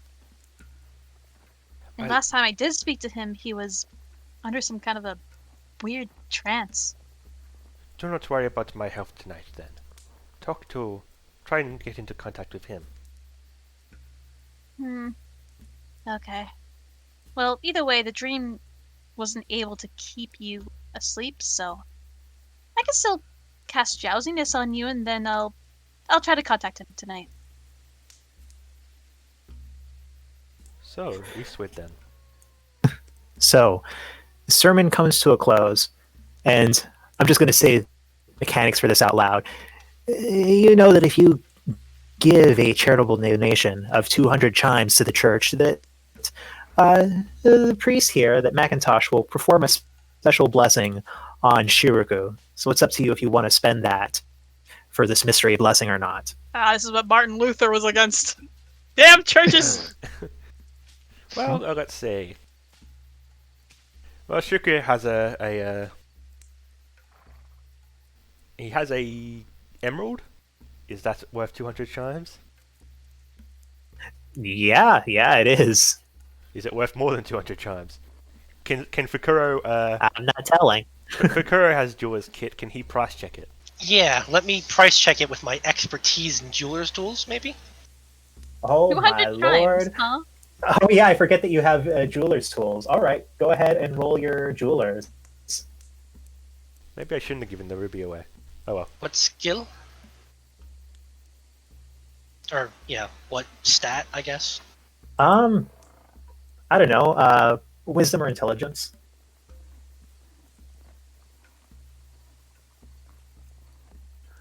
Damn. Okay. Looking at this piece, seeing the quality of it, it's gotten a little chipped. It was set inside this larger piece. But you think that you may be able to get around, like if you find the right, dealer, around 1,000 chimes or more for this emerald. Ooh. Okay, maybe we should leave from the mass early, go sell this emerald, and then come back. And Yes, Ron, sir. a long time ago, you did say there were more gems remaining on the puzzle. It was largely stripped, but you said there was still some on there. Okay, Oh my god. you know what? Because Rukoro rolled a 29, I'll say that you put together, if you were to sell off all the gems on the puzzle and find a good dealer, could probably get about 5,000 chimes. Oh, it's a lot of chimes. Oh, money. I I'll guess. do it. Yeah, do you think should we just go do that then? I guess. Sure, I mean, let's see, there's at least 2 of us who are natives to this city. Yeah, and Fukuro was an SSC stationed in Yangshi. I won't even make you roll for it. Easily enough, you dash for the Red Bazaar for this, little kind of hidden away, but as you enter, clearly a very well-to-do and high security jeweler takes a look over it, kind of eyes you a little bit accusatorily from the odd condition that it's in, but eventually hands over 5,000 chimes in exchange for that sweet seat rhino dick. I don't give him the rhino dick itself. I take the gems off it. Okay, all right. He says, "Hey, I'll toss in an extra 100 if you give me the setting, huh? It is not for sale. An extra 100, huh? How about it? Huh? No, it You're is not for going to sale. use it, are you?" You don't know what I want to do with it, and I don't want to tell you. Don't say that! Don't. Oh, What should I tell him? Should I tell him I want to It's stuff a express- shard of an ancient god into it? No. God damn it. So, getting this very scandalized look, you collect your chimes. You head back to the church where you see that Macintosh is sort of just kind of meeting with parishioners afterwards, sort of, shaking hands, talking to them, counseling them, mostly a Sea Orphan congregation. But in the interest of time, you offer a donation of 200 chimes He spends 10 minutes, sort of takes you off to the separate antechamber, prepares these herbs, aromatic but very almost overpowering, make your eyes water. And at the end of it, you feel a little bit more assured of yourself, a little bit more confident. So Shiraku, for the next 10 days, you have a +2 to your AC. Oh, Hey, can I have that, No. please? that's not the worst thing. Please? At least you might not take damage as much now if we Yes, get because I attacked. can't heal naturally. That's actually quite useful. Yeah, so Speak Shuriku, of thanks for healing, yeah. Also, 10 whole days. Not bad. Yes. Yeah, that's not bad at all. So, having decided on your course, you sort of stop by the old Westgate barracks. Fukuro, he knows all the strings to pull. He was in the SSC. Manages to cure a sort of a makeshift, not a great map into the Tengu tetrahedron, but enough you have something to follow.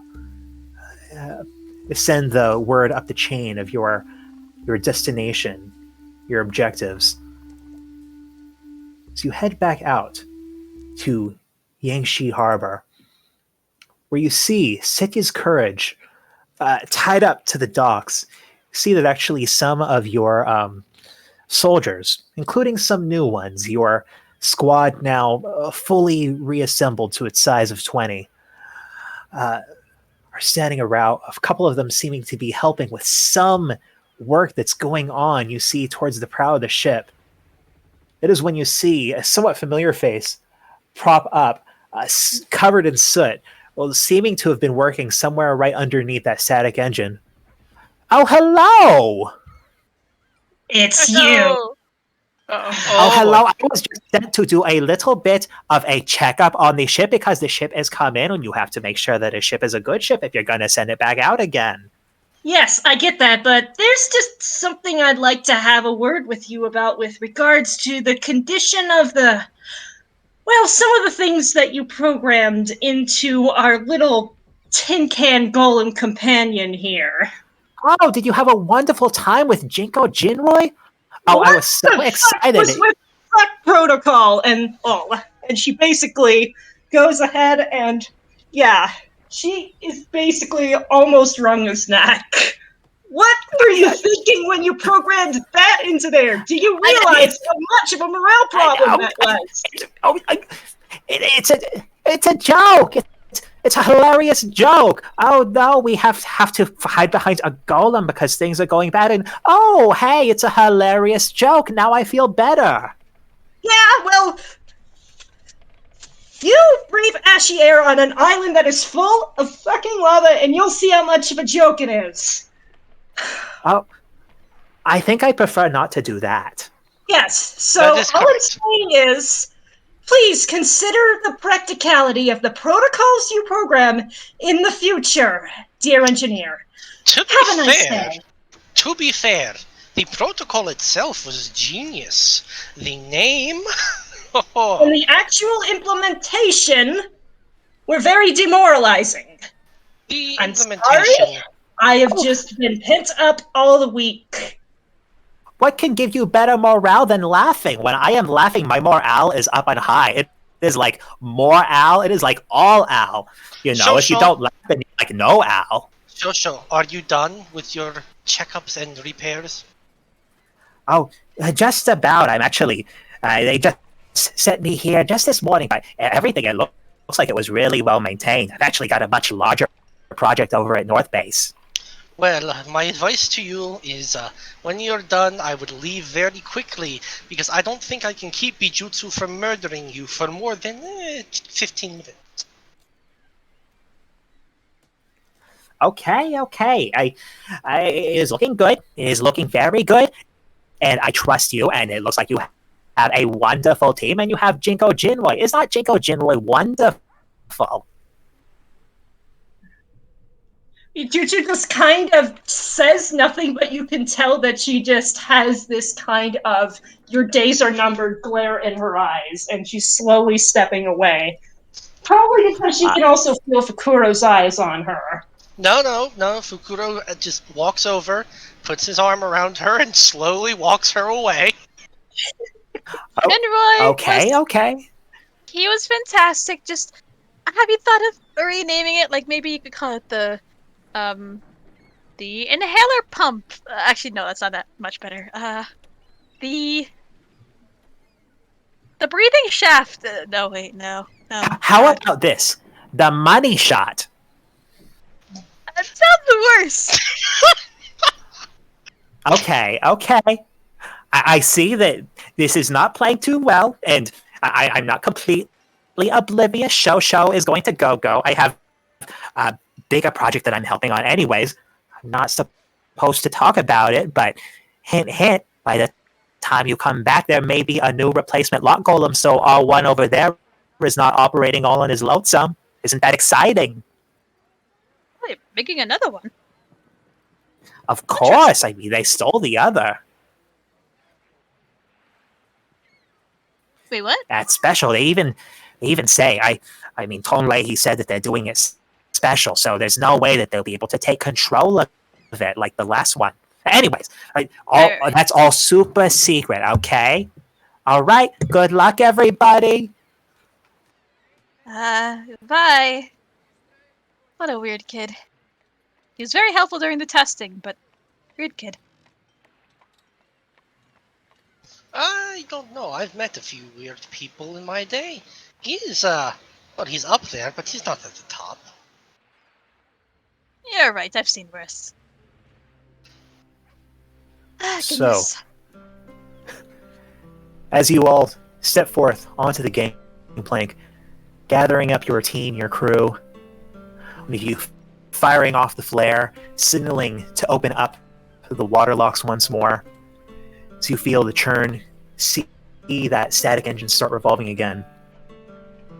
Start to pull Seki's courage out, back into an open ocean, towards the unknown territory of the Tengu Tetrahedron. With that, go ahead and end this session.